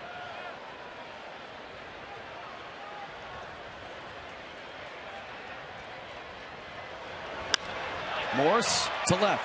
Johnson can't get it. Johnson, on a couple of occasions, has had to dive for balls. That one not hit all that well by Morse. The pitch got in on him, so he was jammed, and this ball sunk a little bit faster than Reed Johnson would have liked. Had it not sunk, it would have carried to him. He would have made the catch. He made a good job, though, diving and knocking it down to keep Morse at first base, though. Mike Rebb and Chuck Hernandez will tell you that as far as starting pitchers, the 6th inning is a key inning, because if a starting pitcher can get through the 6th, it shortens the bullpen. And for the Marlins, that's a good thing, because the Marlins pen is not real deep, and it has not had a whole lot of success of late. So if Alvarez can keep the lead, deliver the game at least to the 7th, he's only at 74 pitches right now. So the deeper the better. Colvin has struck out twice. I think one of the things that helped last night, Mike Redmond was able to get a couple of innings out of Carter Capps.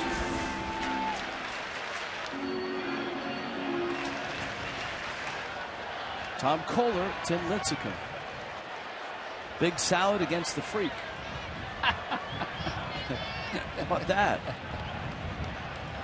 8:30 for Marlins Live. 9 o'clock, first pitch.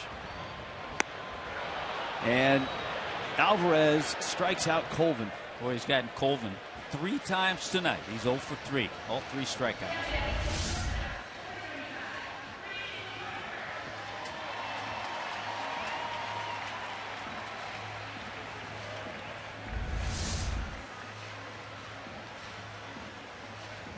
Now Crawford. Late night with the Fish in San Francisco tonight.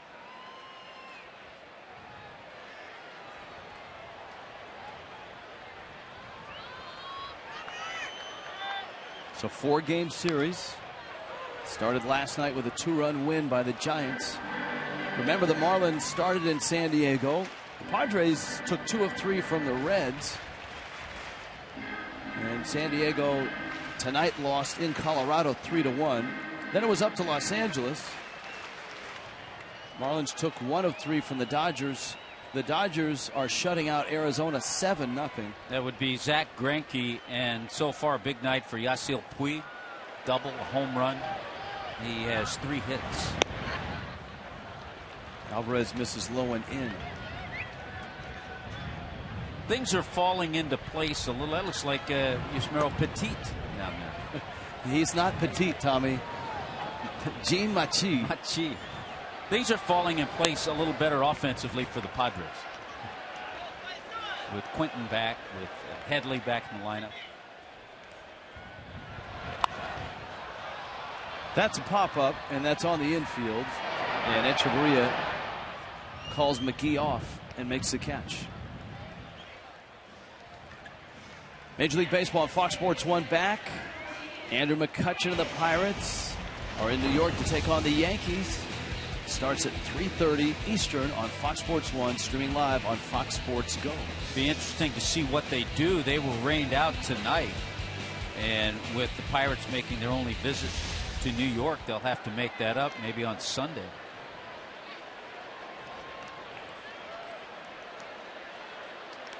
So we've been told a regular doubleheader, no split doubleheader on Sunday. Little tapper, McGee kicks it. Boy, you could see that coming. And I'll tell you why. It wasn't hit hard. And it looked like it caught right on the lip, right where the grass meets the dirt. It just stayed down right at the last minute. You could see that coming. And so the pitcher spot is due up. The Giants are going to pinch hit. Looks like Gregor Blanco will be the pinch hitter.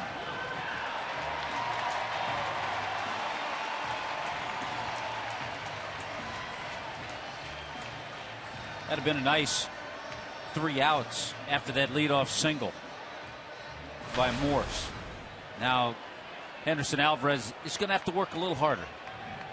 And of course, a base hit here could tie the game. And Blanco has always hit against the Marlins quite well. You saw the 387 career average.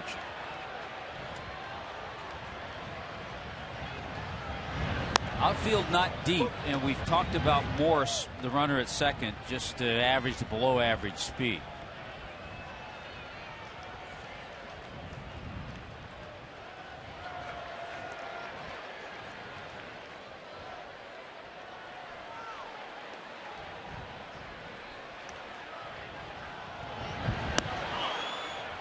Nice run on that fastball, which came back in and catches the plate. It's 0-2.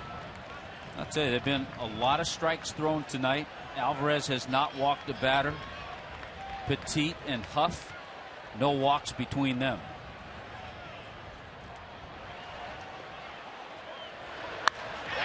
Into right, base hit.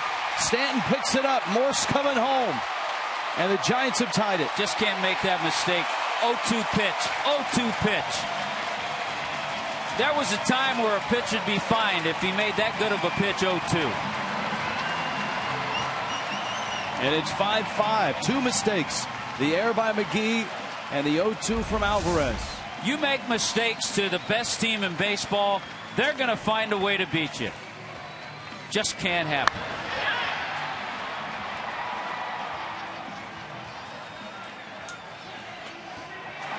And now Alvarez is going to have to get a really good hitter out in Angel Pagan, who is 2 for 3 off him.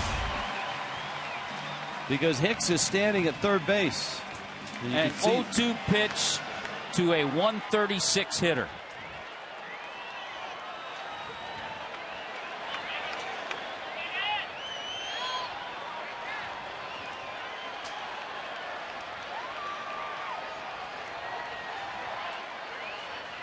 Pagan is a 333 hitter. Runner goes, little tapper.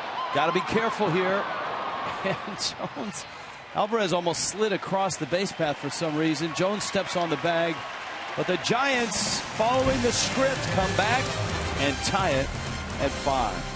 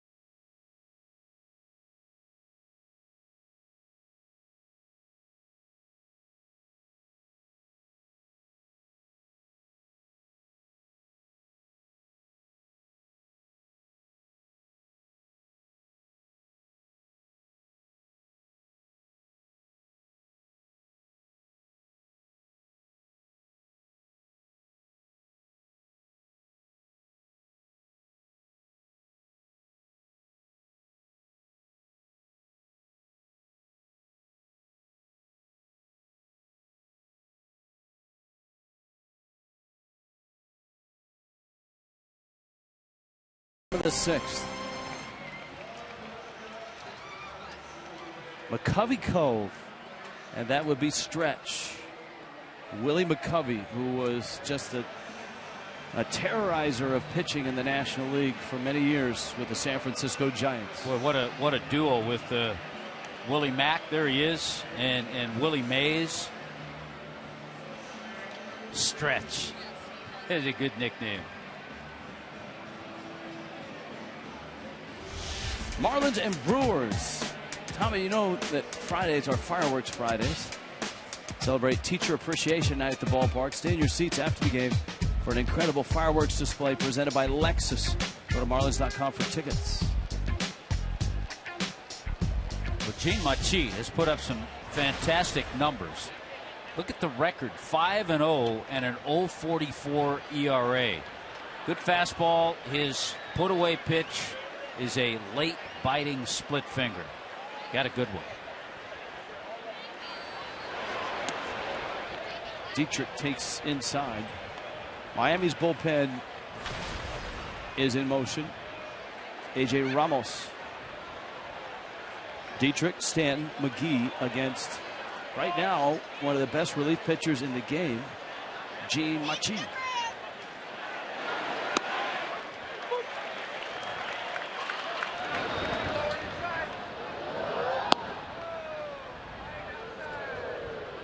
It is the lowest ERA among National League relievers.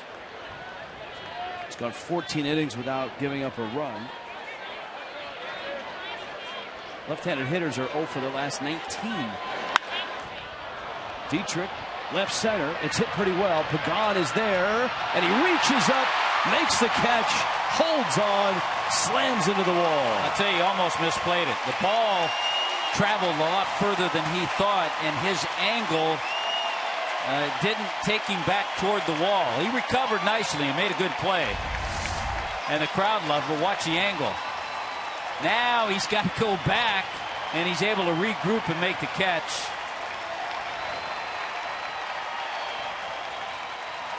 And put it away.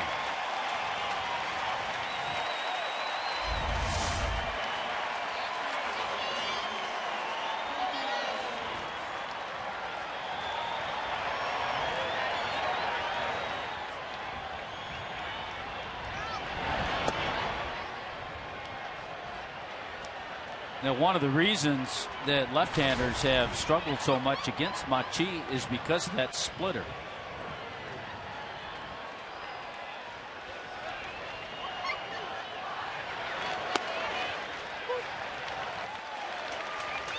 The Giants and the Padres have always been able to assemble bullpens.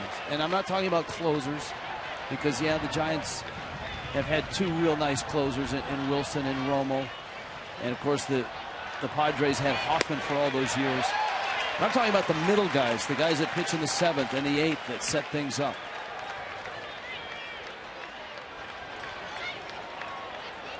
Javier Lopez, Santiago Casilla, Jeremy Affeldt. Those are the guys doing the heavy lifting for the Giants in front of Sergio Romo. Well, for a while it was Romo setting up Brian Wilson. And then he got the opportunity with Wilson's injury and has grabbed a hold of that closer role and stayed with it, even though he doesn't have overpowering stuff.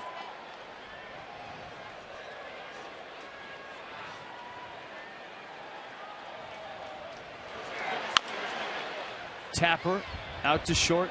Crawford gets the out.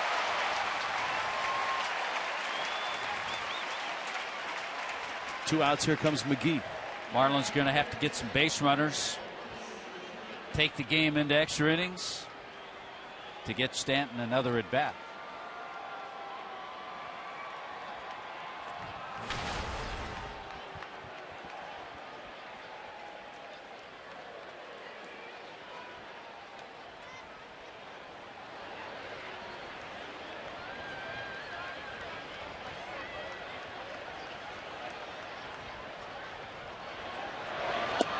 And Machi misses away.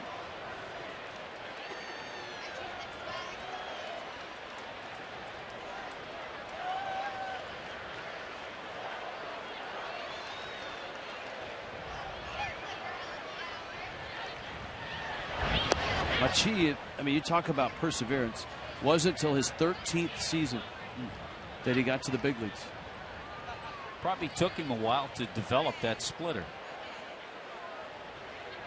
He was in the Phillies organization, the Rays organization.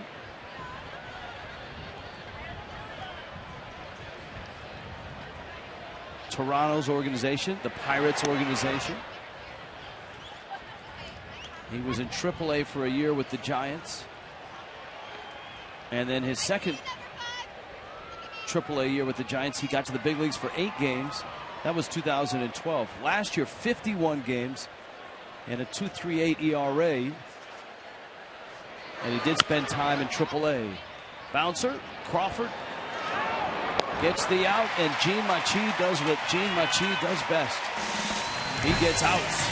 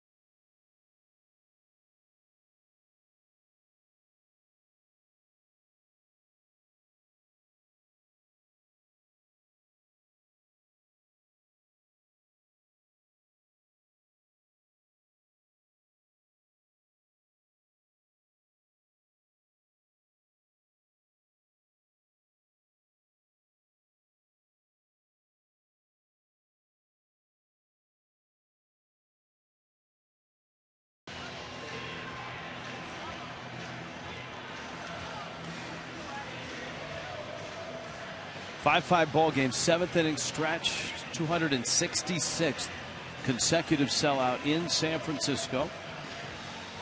The AT&T fan photo, hashtag FL fan photo. And the reveal is Melissa. Love is a monster is her Twitter handle. There you go. It's brought to you by AT&T. Tweet your favorite photo, hashtag FL fan photo. And you might see AJ Ramos.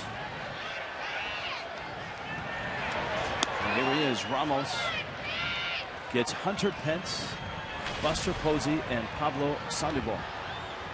He jumps right into the teeth of that Giants order.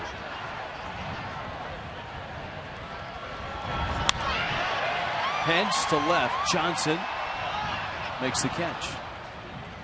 Pence is one of those hitters, Rich, that is really difficult to pitch to because he is unorthodox. You're really not sure. I mean, when he's going bad, I mean, he really looks bad.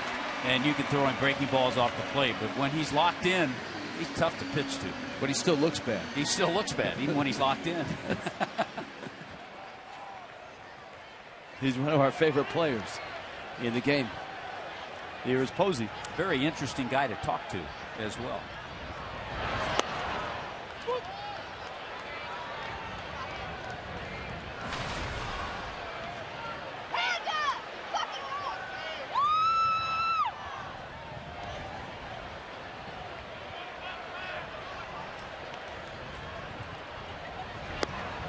Posey takes down low. Sandoval is on deck. And we talked about all the quality arms San Francisco has. Santiago Casilla is another.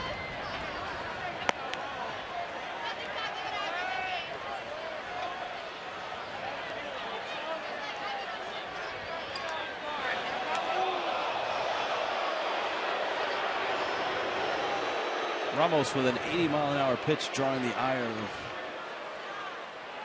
See, in this day and age, with the radar gun posting the miles per hour, the fans should be a little more aware. Savvy? Yeah, a little more savvy.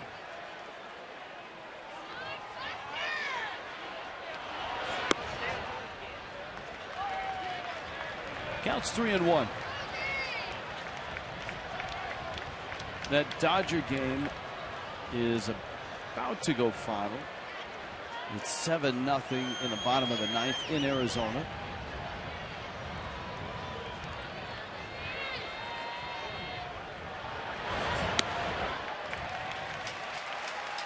Posey walks, a 1-out walk. And here is Sandoval now. First walk issued in the ball game by either side. Kind of like, I don't know if you hear what Torrey Hunter said the other day. He got drilled 94-mile-an-hour fastball in the rib. And it was a situation, he handled it very professionally, and I'm not sure who threw it, I can't remember. But he told some writers after the game, he said, you go stand in front of a pitching machine and tune it up to 94 miles an hour and let it hit you in the ribs and see how you feel.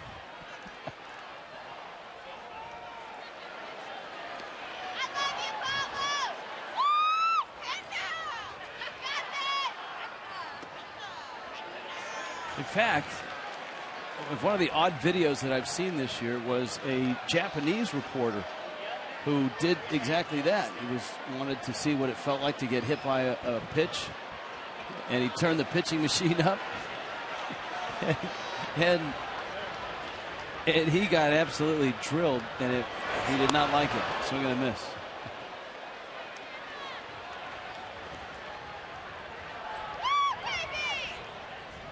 So investigative reporters are going to great lengths, Tommy. Give that guy a lot of credit.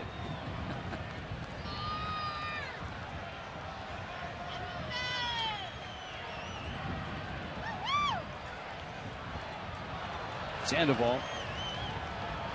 The 1-1. Pulls it. Jones has it out there to first. Look out, everyone. They got him. Ramos was there. Jones was there. Sandoval was there, and the Marlins got the out. I think Echeverria just threw it to all three of them and figured someone would catch it.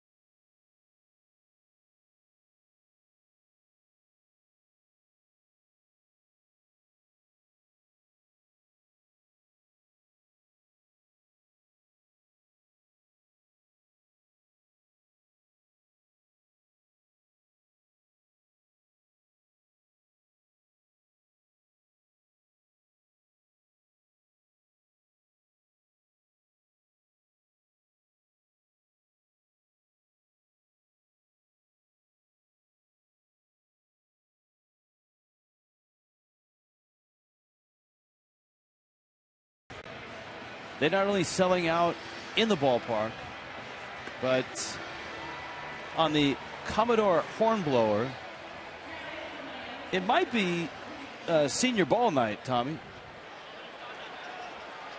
Yeah. They call it senior ball or senior prom? Depends. Junior prom when I was growing up, senior ball. So I think Northern California, that's how we roll. Okay. I think we rolled prom. Sophomore, junior, senior. Okay. Didn't matter. Of course, that was a long time ago. That's a pretty slick way to finish the night, right? Yeah. That's a little upgrade on what we did. Here's Reed Johnson, who's 0 for 3. Got Garrett Jones, Jared Saltalamacchia, Gene Machi into his second inning of relief.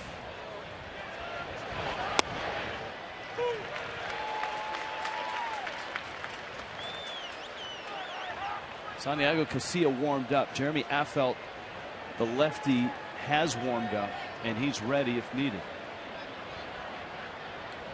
He actually may come in after Machi pitches to Reed Johnson here.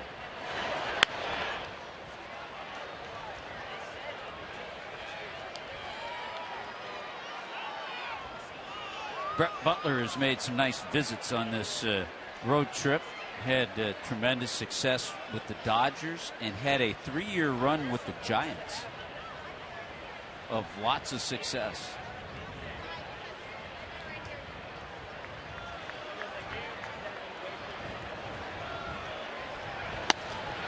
Fastball, swing and a miss. Gene Machi has retired all 4 that he's faced. Bruce Bochy is out of the dugout. And Boch moving pretty well this year. He is. He's going to go to the bullpen. Affeldt comes in to face the lefty Jones and probably flips Saltalamacchia over to the right side. Here comes Affeldt, 5-5. Marlins, Giants.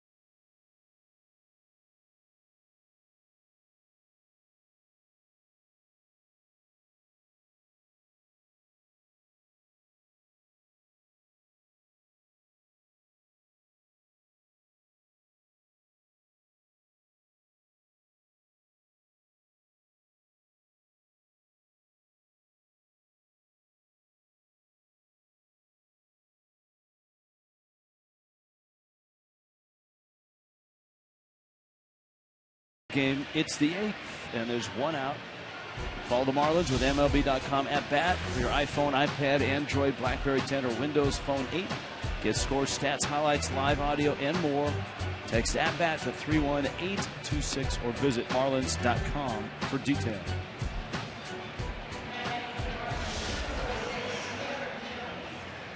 It's another one of those guys you were talking about, a veteran guy, but certainly has found a home. This is his 6th season with the Giants. Jeremy Affeldt, 34. He'll be 35 in June. Just a tough at bat for a left-handed hitter. Kind of a cross-the-body delivery. Good breaking ball, a splitter. And a line drive into right nice. field. Jones. Well, Affeldt in to face the lefty. Jones immediately pokes one into right field for a hit.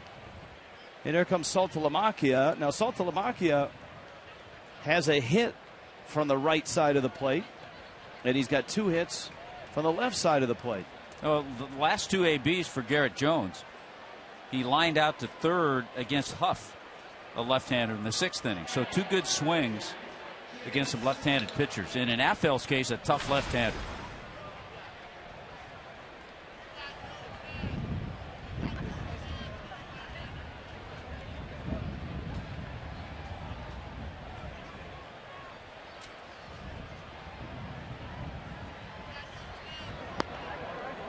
The aforementioned Santiago Casilla.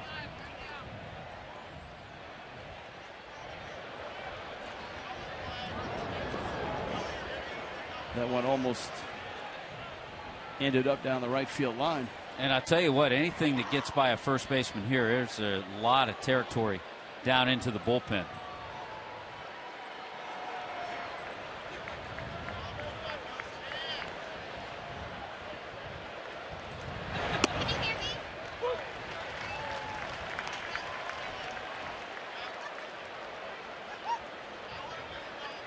Pretty even except for the power numbers.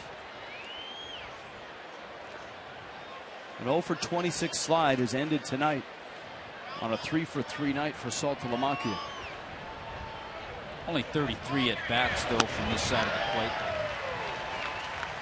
That's why, as much as people think switch hitting is so great to do, it's so difficult because there's so many inconsistencies. You go a number of games with just hitting from one side. You're going to get the sporadic at bat from the right side.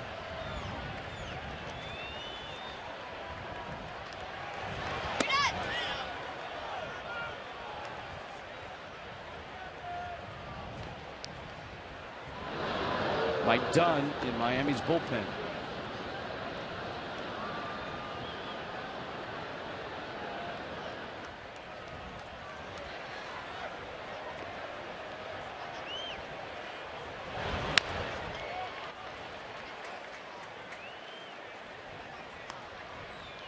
The Giants have not had the lead in this ball game. Miami scored first, but the Giants just won't go away.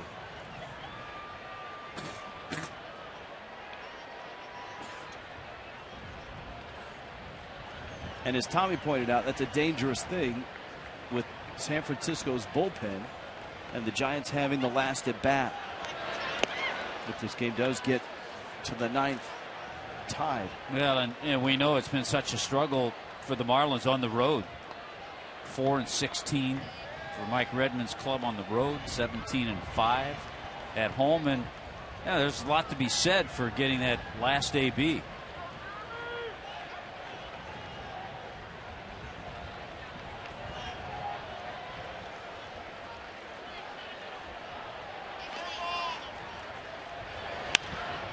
Two ground ball base hit, a 4 for 4 night for Saltalamacchia. That's just outstanding. I mean, he handled his offers so well. He caught the pitchers he had to deal with. He did a good job there and has certainly come out of it tonight. Bruce Bochy is on his way out. Santiago Casilla, you've got Echeverria, and then the pitcher spot. And the Giants will bring their 4th reliever into the ball game in a 5-5 ball game.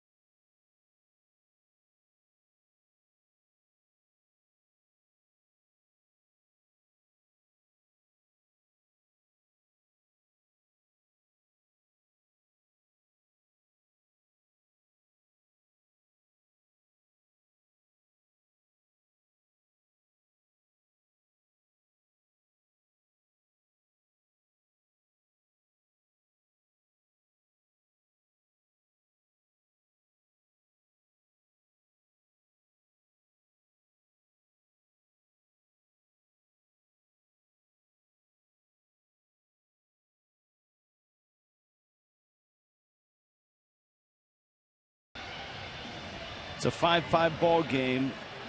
Miami with runners first and second. You see Ed Lucas has got a helmet on. Santiago Casilla is in, and they're just running through the numbers. Look at Casilla's ERA. Well, so far the best out of that bullpen was Machi. Affelt faced 2 hitters, and the Marlins got 2 hits. So they have forced the hand of Bruce Bochy. And there are a lot of guys with helmets and bats ready to go in that Marlins dugout. Well, since last year, Casilla has an ERA of 1.74. So he had a great year last year, and he misses up to Echeverria. Lucas climbs in on deck. Casilla has 3 pretty good pitches. Good fastball. He'll throw a slider and a curveball.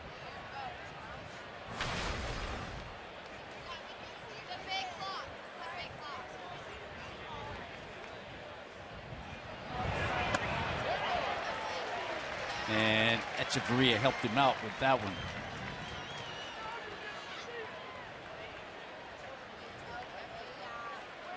Garrett Jones singled against Jeremy Affelt.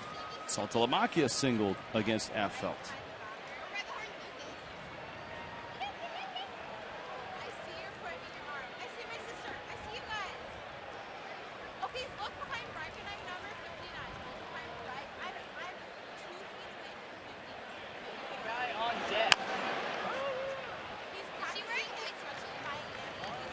Now it's 1-2.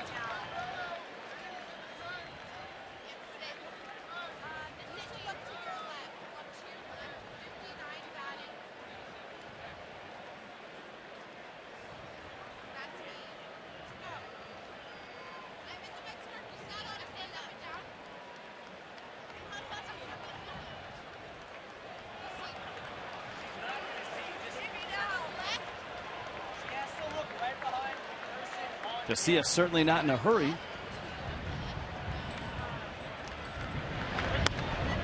It's in. They tried to go in there. Remember, Etch chased the pitch right in that same area earlier in the count. How late does Bart run on Friday night? Maybe he realizes he's got plenty of time. I think they have special trains arranged on nights, not only when the Giants play, but also when Oakland plays. Bart runs right up to the Coliseum in Oakland. Here you got to either walk or take a little trolley to it. That one fouled back and out of play. You can see the wind at times whipping and moving the jerseys.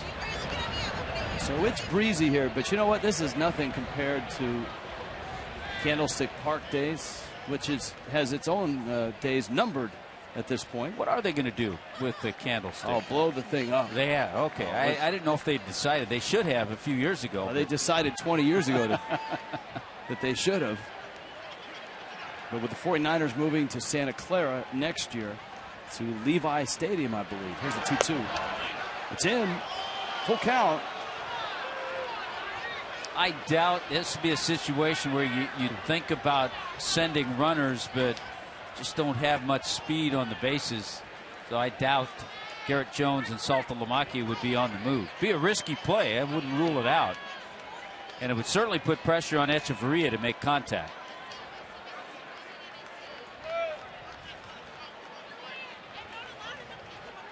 Let's see what we got. 3-2 here. Runners hold, and it's down low. Casilla has walked Echeverria, bags loaded. Here comes Lucas.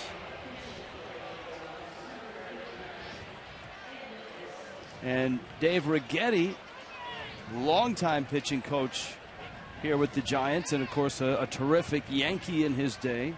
This is his 15th year as the pitching coach. You know, the Giants have the longest tenured pitching coach. They have a manager who has managed in the big leagues for 20 consecutive years. That's the longest run. And they've got the longest tenured general manager in Brian Sabian. So there's been a lot of continuity here on the coaching staff and in the front office. You think of Ron Wotus, we're talking about. Tim Flannery has been with Bruce Bochy. And Dave Righetti has been under Dusty Baker and Bochy. So here's Lucas facing one of the better right-handed relievers in the National League in Santiago Casilla.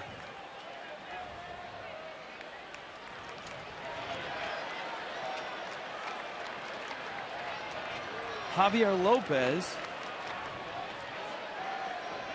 he has very good numbers as well. He's getting ready. He's getting ready for Christian Yelich and Dietrich. Middle infield is back for 2. The corners are in. And Lucas takes a strike. It's 0-1.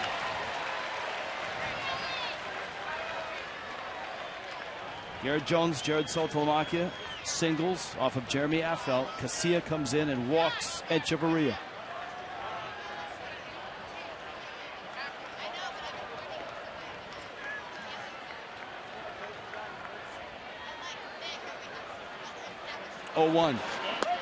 It's in.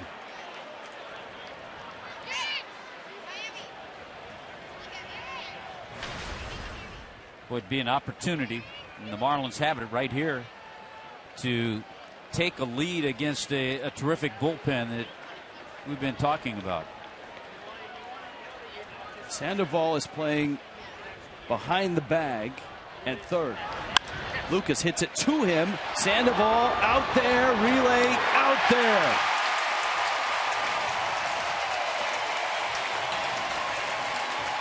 Lucas hit it on the nose, but Sandoval waiting for just that ball. And he turns a 5-4-3 double play.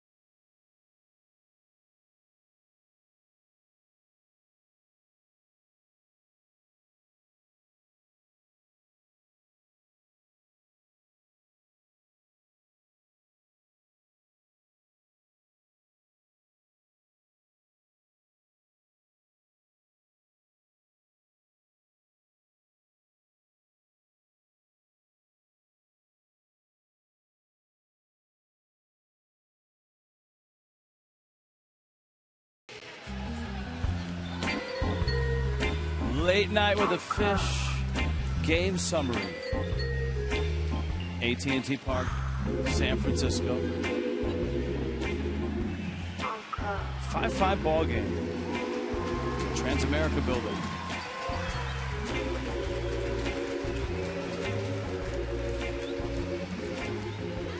Mike Dunn in. Marlins had an opportunity. Bags loaded, 1 out. Giants got out of it. Now the Marlins bullpen tries to hold serve.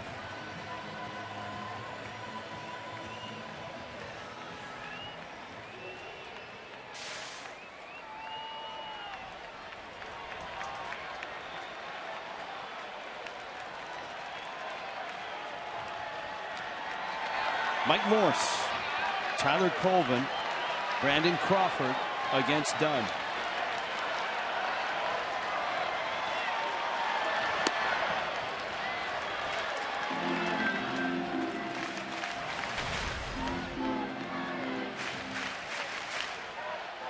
Morse a couple hits.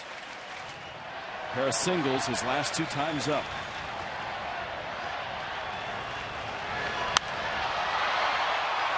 in the air. Right field. Long run. Stanton. Got it! How about that? He was playing in right center. He had to go a long way and then stabbed at it just as he slammed into the wall. And thankfully, it was the padded part, not the cyclone fence. Boy, we saw Pagan make a terrific play. Stanton just reaches out on a ball that carried, again, a lot more than he thought. This ball hung up in the air, but we showed you the flags last inning, blowing out a little bit, so that ball continued to carry. What concentration by Giancarlo. Very nice. So went out here in the 8th.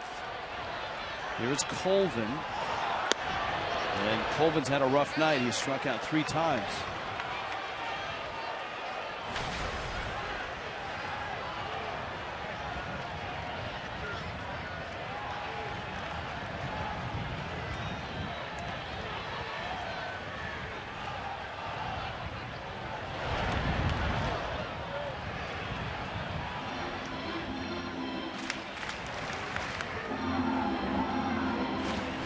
Sergio Romo, just in case the Giants take the lead. Although, for the Giants, probably since they're home, Romo's getting loose and may just come in and pitch. Yeah, that'll be an interesting decision for Bochy. If it gets down to the pitcher spot, obviously he'll make that move. He still may, but because he's burned through a few pitchers with Huff and Machi and Afelt and Casilla, he may, if it doesn't get down to the pitcher, he may go with Casilla, or he could go out with Romo because it's a tie. So he's got a couple of choices.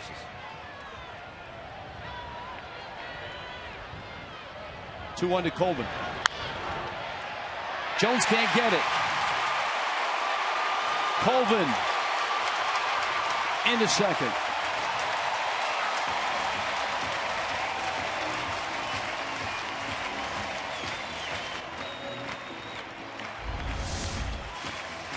You mentioned a rough night for Colvin. He'd been 0 for 3 with 3 strikeouts. Gets this ball just past Garrett Jones off his glove. And because he deflected it, if he doesn't deflect it, Colvin only gets a single out of it. Because he deflected it, it took Stanton a while to get there, and he's able to get to second base. That's a big play.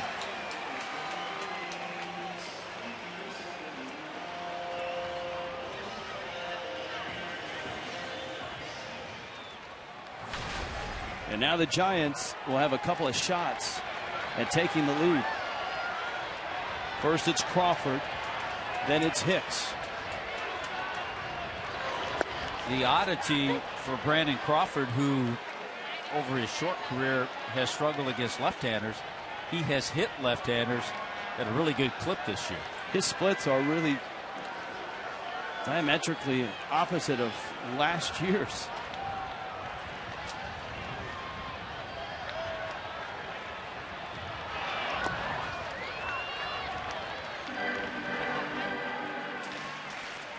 He's .378 against lefties. That's 9th best in the National League. .99 last year. Yeah, that's amazing. And look at what he's done against righties this year.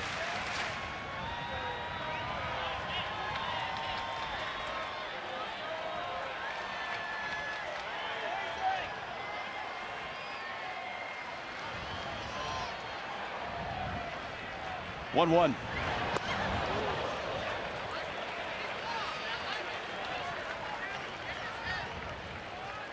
Henderson Alvarez, 6 innings, 10 hits, 5 runs, 4 earned, no walks, 4 strikeouts.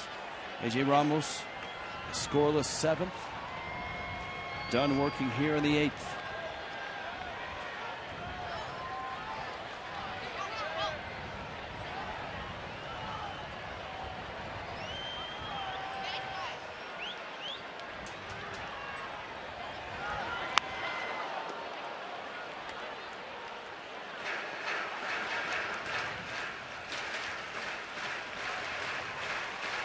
Crawford is a very talented defender. We were talking about YouTube clips. YouTube some Brandon Crawford defensive clips. He is just amazing, almost Omar Vizquel-like. Some of those clips. 2-2. Swing and a miss. Big strikeout for Dunn. Down goes Crawford. Now the next Brandon up is Hicks. Got a good slider by Mike Dunn. Get 2 strikes on that left-hander. Try to get him to chase that. Nicely done. Yeah, the error that Crawford made earlier tonight in this game on a pretty routine play was just his 3rd error of the season.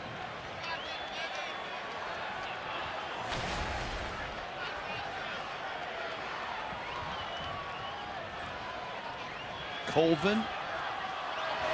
The go-ahead run out at second base.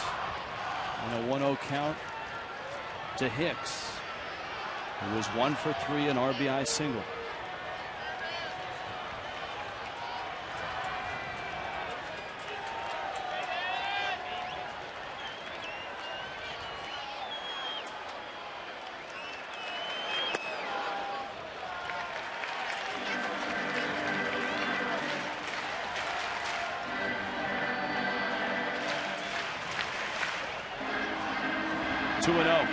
Hector Sanchez, switch hitter on deck.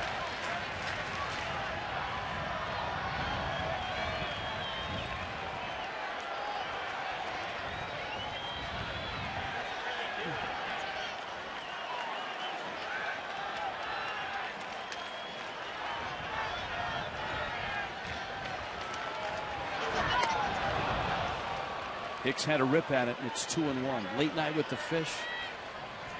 I mean, really late back home. We're past 1 a.m. on the East Coast. Thanks for staying up with us tonight, kids.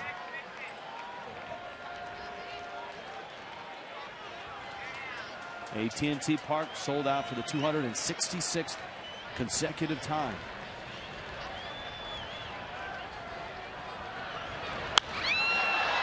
In the air, towards the line, long run. Stanton is there. And he makes the catch. Giancarlo, a busy inning. He made the great catch to start it. To the ninth, Christian Yelich is due up. Miami and San Francisco tied at 5.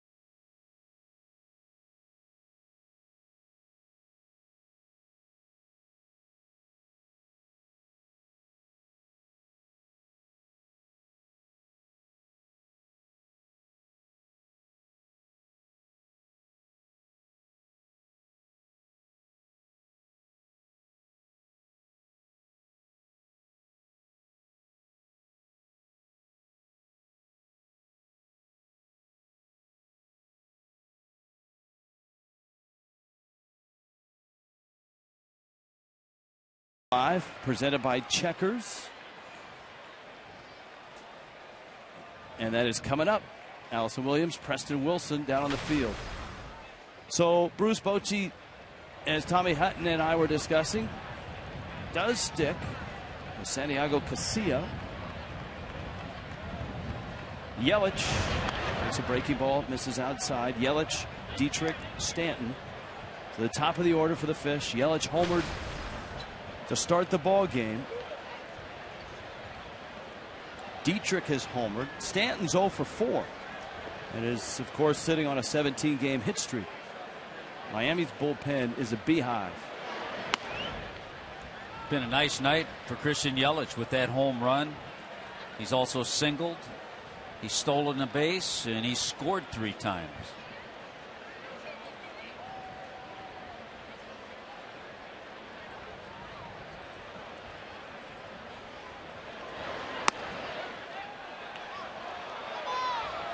Here is the beehive, so to speak. A lot of activity down that bullpen. You got a couple of guys warming up. You got Reed Cornelius with the chart, making sure of everybody's pitches. You got a couple of catchers. You got 2 guys backing them up. You know, Kevin Slowey, just interesting seeing him up right now. Yelich walks. Because Slowey is up. And here is Dietrich now. You're not used to seeing Slowey up in the 9th inning, are you?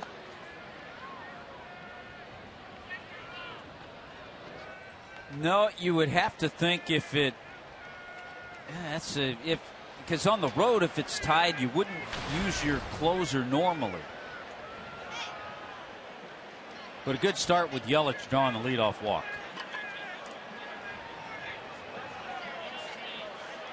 Dietrich now. Yelich stole a base. Back in the 5th. See how Red plays this. You got a guy at the plate that has hit the ball out of the park in both nights of this series, last night and tonight. Hit that deep drive to left center last time up. It was tracked down by Pagan.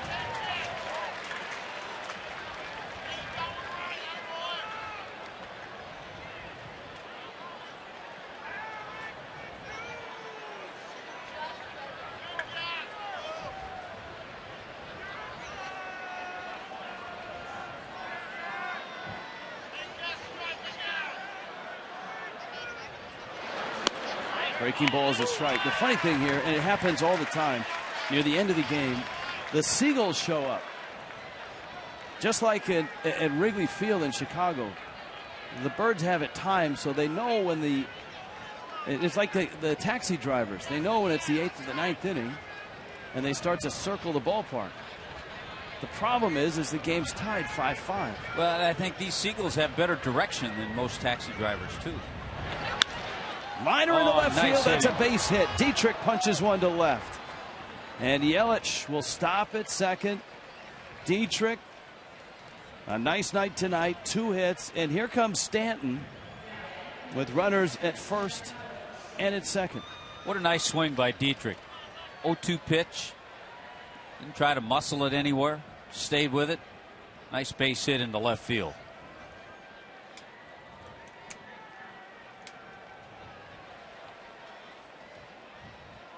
Against Casilla, 1 for 3 with a home run.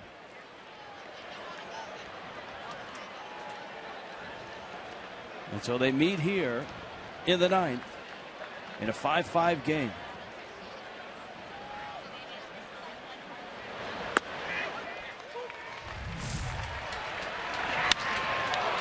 We'll take you back to that 1 home run. When Giancarlo saw a nice pitch, that first pitch. That was 2012.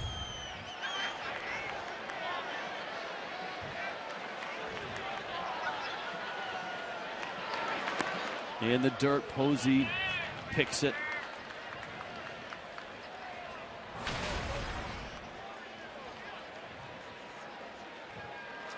The Marlins have won just 2 games on this road trip. Juan Gutierrez in San Francisco's pen. We told you at the beginning of this game, though, how successful the Marlins have been in this ballpark over the last 3 years, though.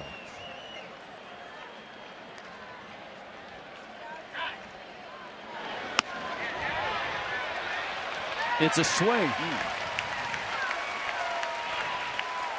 Even with their loss last night, the last 11 games, the Marlins have won 9. Though they have played well here. 9-2 since 2011.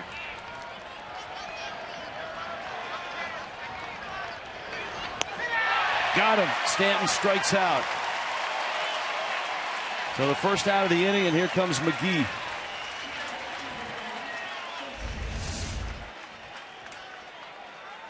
Slider kind of backed up. They've been getting ahead of Giancarlo tonight and then trying to put him away with sliders. Trying to go sliders away. That one kind of backed up, but still was successful for Casilla. McGee an RBI single in the fifth. A 1-for-4 night. You see the average with runners in scoring position. He's got good speed with Yelich at second. And Dietrich can motor a bit. He's at first.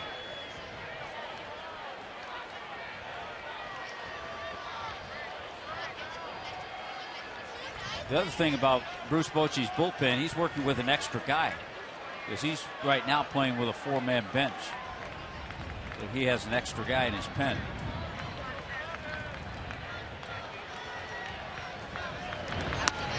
It's in. Good point, though. That extra guy started tonight. This is Mero Petit. That's true. And I don't see Tim Hudson pinch running with a sore hip. But with Javier Lopez, who's warming up, and Affelt, just quality guys down there.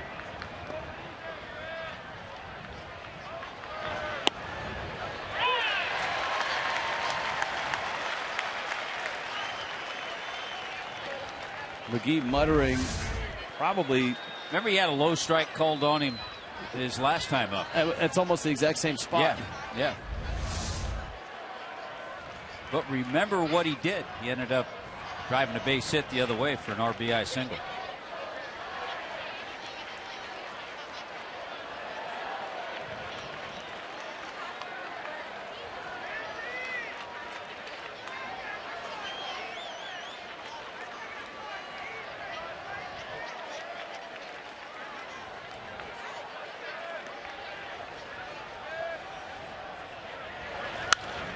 McGee into right field. Base hit. Here comes Yelich. He's going to score.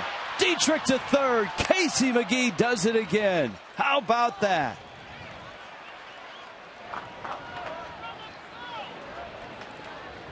See the approach? Again, in that situation with the runner in scoring position, everything shortens up. He'll go up the middle. He'll go to right field. Just finds that hole between first and second. So 2 big base hits tonight by Casey McGee with runners in scoring position. Just continues to up his average in those situations. 4th run of the night that Yelich has scored, too. Wow. At the corners now, and it's Reed Johnson against Casilla. Don't rule out squeeze. That's very important to get that second run. It's been a rough night for Reed Johnson. He's 0 for 4, but we know he can bunt, too. Cishek getting ready. The Giants will have some of their biggest and best bats coming up. They've got the pitcher spot, Pagan, Pence, Posey.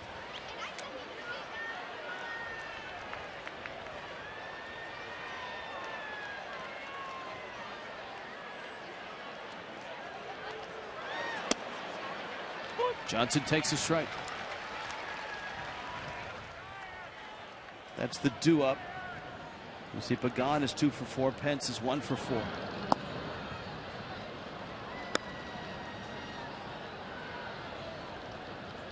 Cishek, very good against the Giants. But a 2-run cushion in this ballpark against this team would be a lot nicer than a 1-run going into the bottom of the 9th.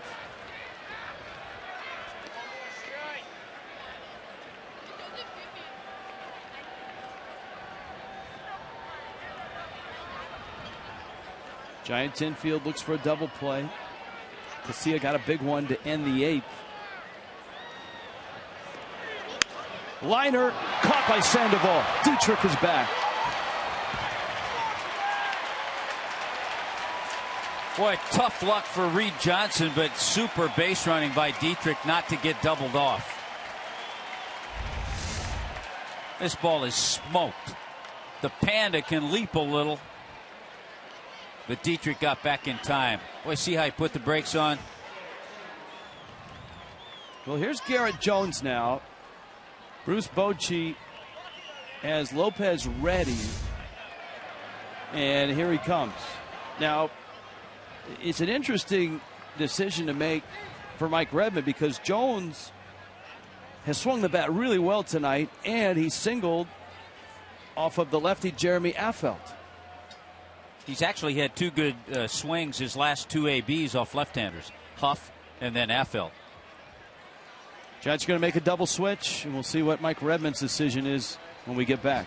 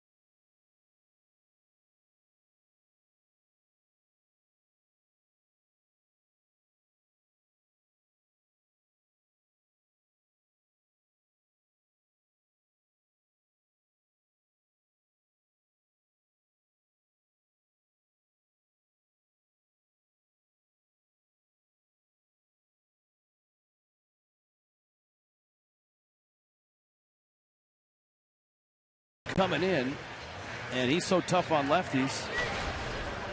You can see his ERA. Opponents hitting just 172. But Garrett Jones' swings, I think, have convinced Mike Redmond to let him in there. Left-handers, Rich, this year just 2 for 18 against Javier Lopez. Giants did make a double switch. Jones, ground ball. Crawford knocks it down. A run will score. Great job by Garrett Jones. It's a base hit. Great decision by Mike Redmond. Red has seen the kind of swings that Jones has had the last two ABs, now three ABs against left-handers. He stays back. He's really tried to do that and go the other way. Ball kicks off the heel of Crawford's glove. Once that happened, he had no play at second base, let alone first. So an infield RBI single and a big run. 7-5. Here is Saltalamacchia. Well, Jones with 3 hits. Salty's tied his career high with a 4-hit night.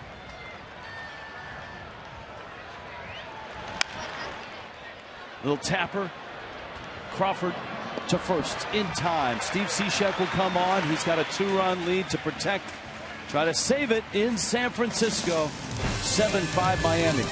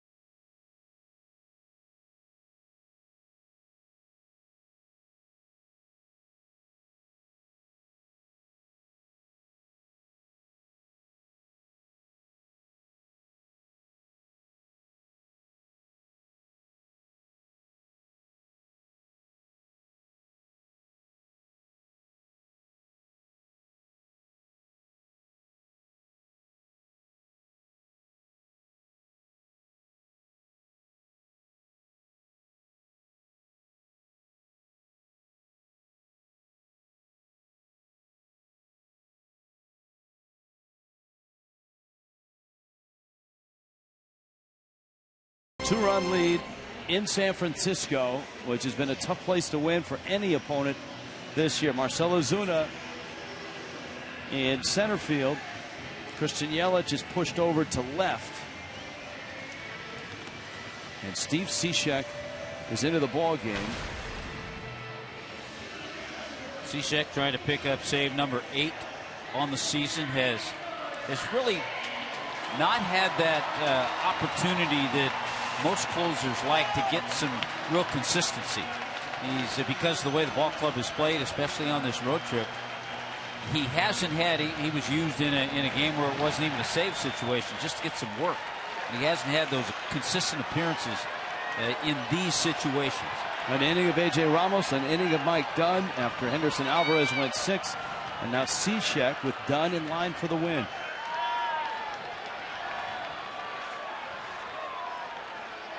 Hector Sanchez.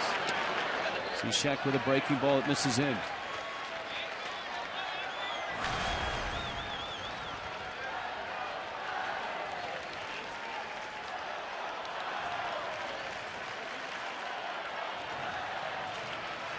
When Bruce Bochy made the pitching change, he made a double switch.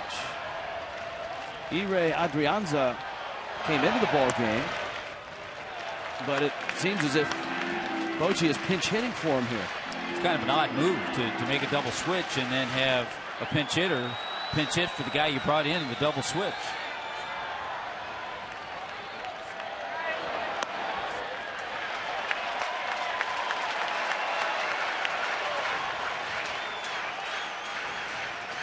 Cishek, you see pitch number 2, did catch the plate. He didn't get the call. He's now 3-0. And he gets a strike.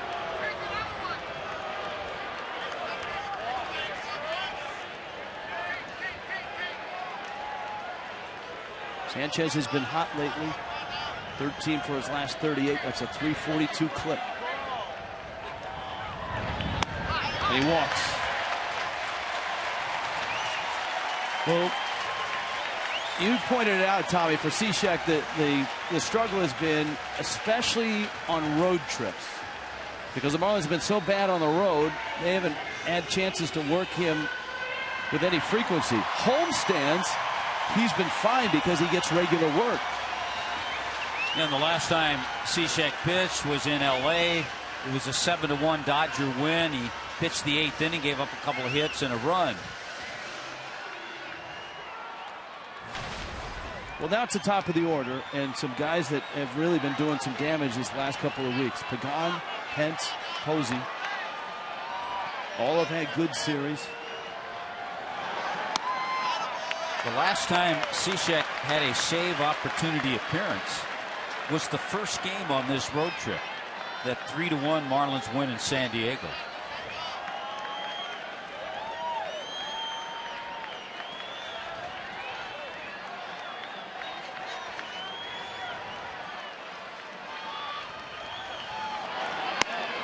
And Cishek is missing badly right now.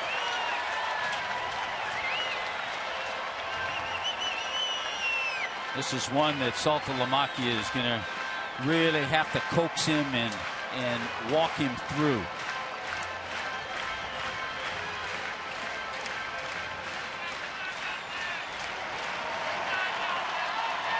Cishek last worked on Tuesday.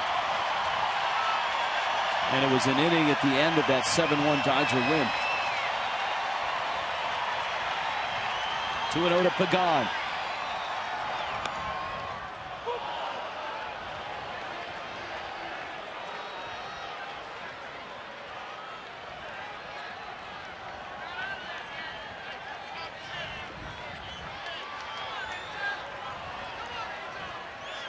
Pagan has a pretty good idea. He's going to get that fastball again. Here it is. And he fouls it back, and the count evens at 2-2.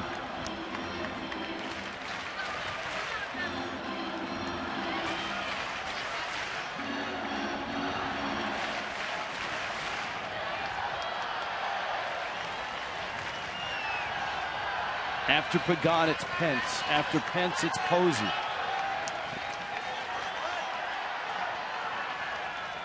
If something happens after that, it's Pablo. And then it's Morse.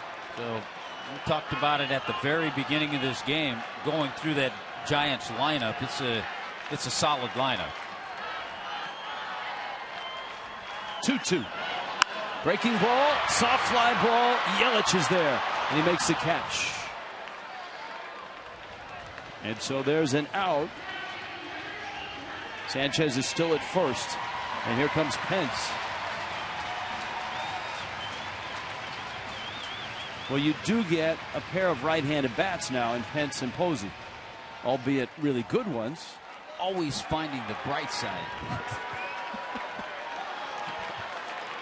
But that is a good way to look at it.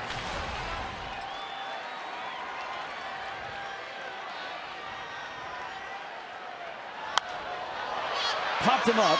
Let's see if it's playable. Saltalamacchia over. Jones reaches and makes the catch. Terrific play.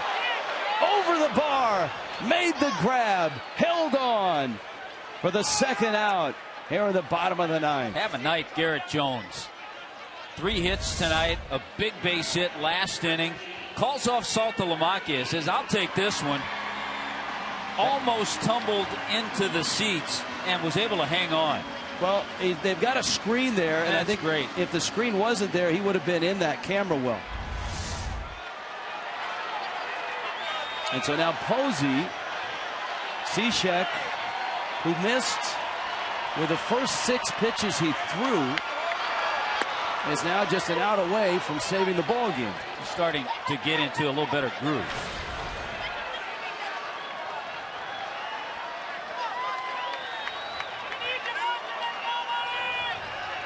Time called. Cishek steps off.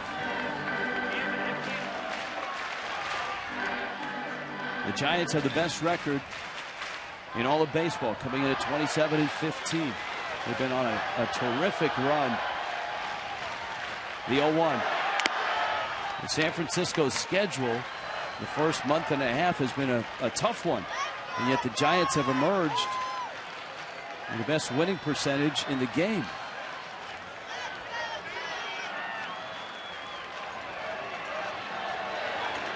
Breaking ball, Posey, right center. It's deep, but not deep enough.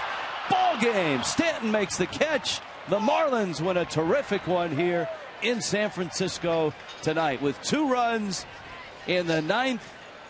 Big hits by Casey McGee, Garrett Jones, homers by Yelich and Dietrich. Jared Saltalamacchia goes 4 for 4, and the Marlins bullpen stands up, and the Fish win it in San Francisco 7-5.